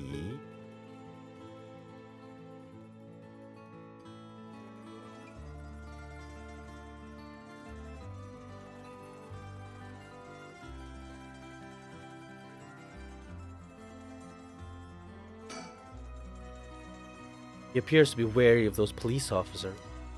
Maybe the police really do have something against private investigators, just like in those detective novels. This place is said to be connected with the story of the Fool's Procession. I wouldn't be surprised if a curse bearer decided to turn up. However, I need to find out if that teacher was a curse bearer or not. I expect the police to be baffled since they don't know about the curses. I can ask around and see what the students have to say. So alright, he did this, Lucas. Right, you go ahead. I've done all this before. And it was a rumor that they found out that Michio killed the teacher. And he also gets the address of... this is where he gets the address of Michio.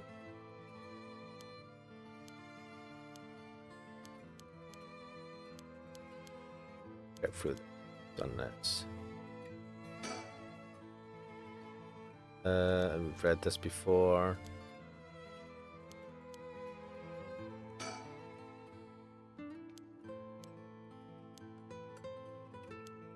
And he went through this as well.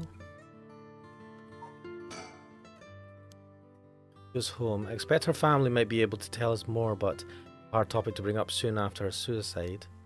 However, it's normal for a high school girl to keep things hidden from her parents, especially if it involves criminal activity.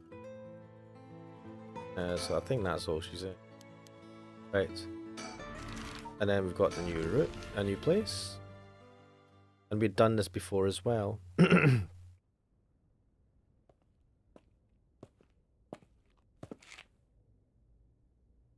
How did it go? We went and visited the house, no one is there.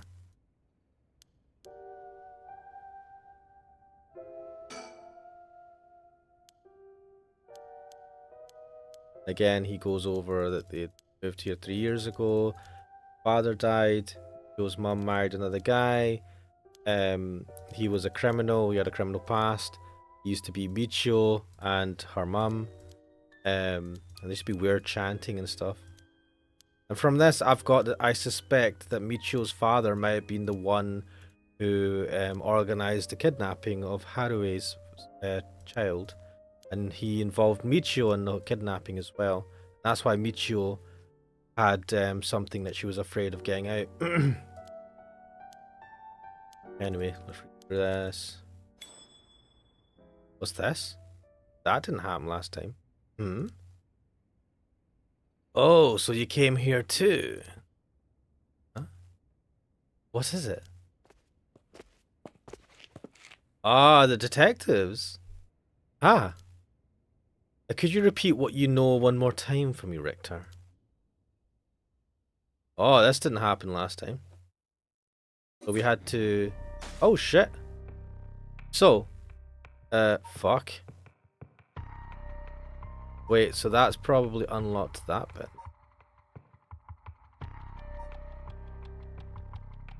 Enter. Wait, what did we get stuck on here?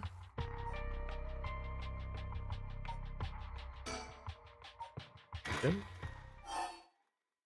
Start from beginning, start from... Yeah.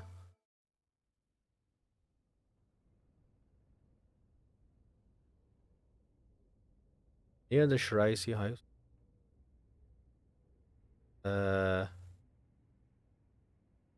Seems like we chased at the end of the road, so we did this one. He goes to check the house. Round. Quiet.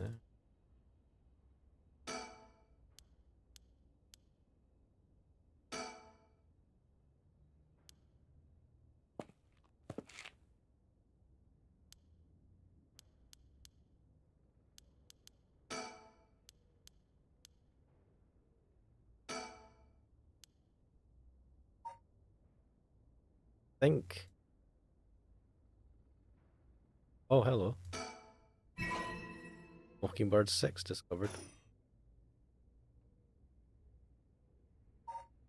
But where did we get stuck? At the high school, right?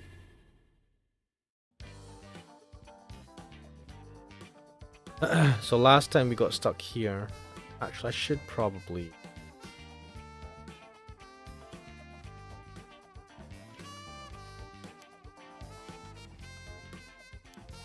Right, so we've done this before.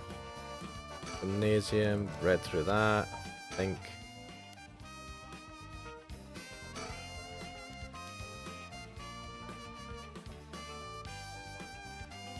I'll talk to Ario.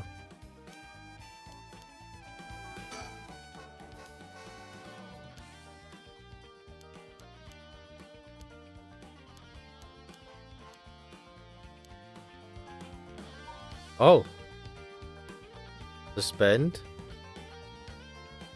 Oh, I guess. Okay. We're stuck at this point. Fair enough. You know what? I think... Good point.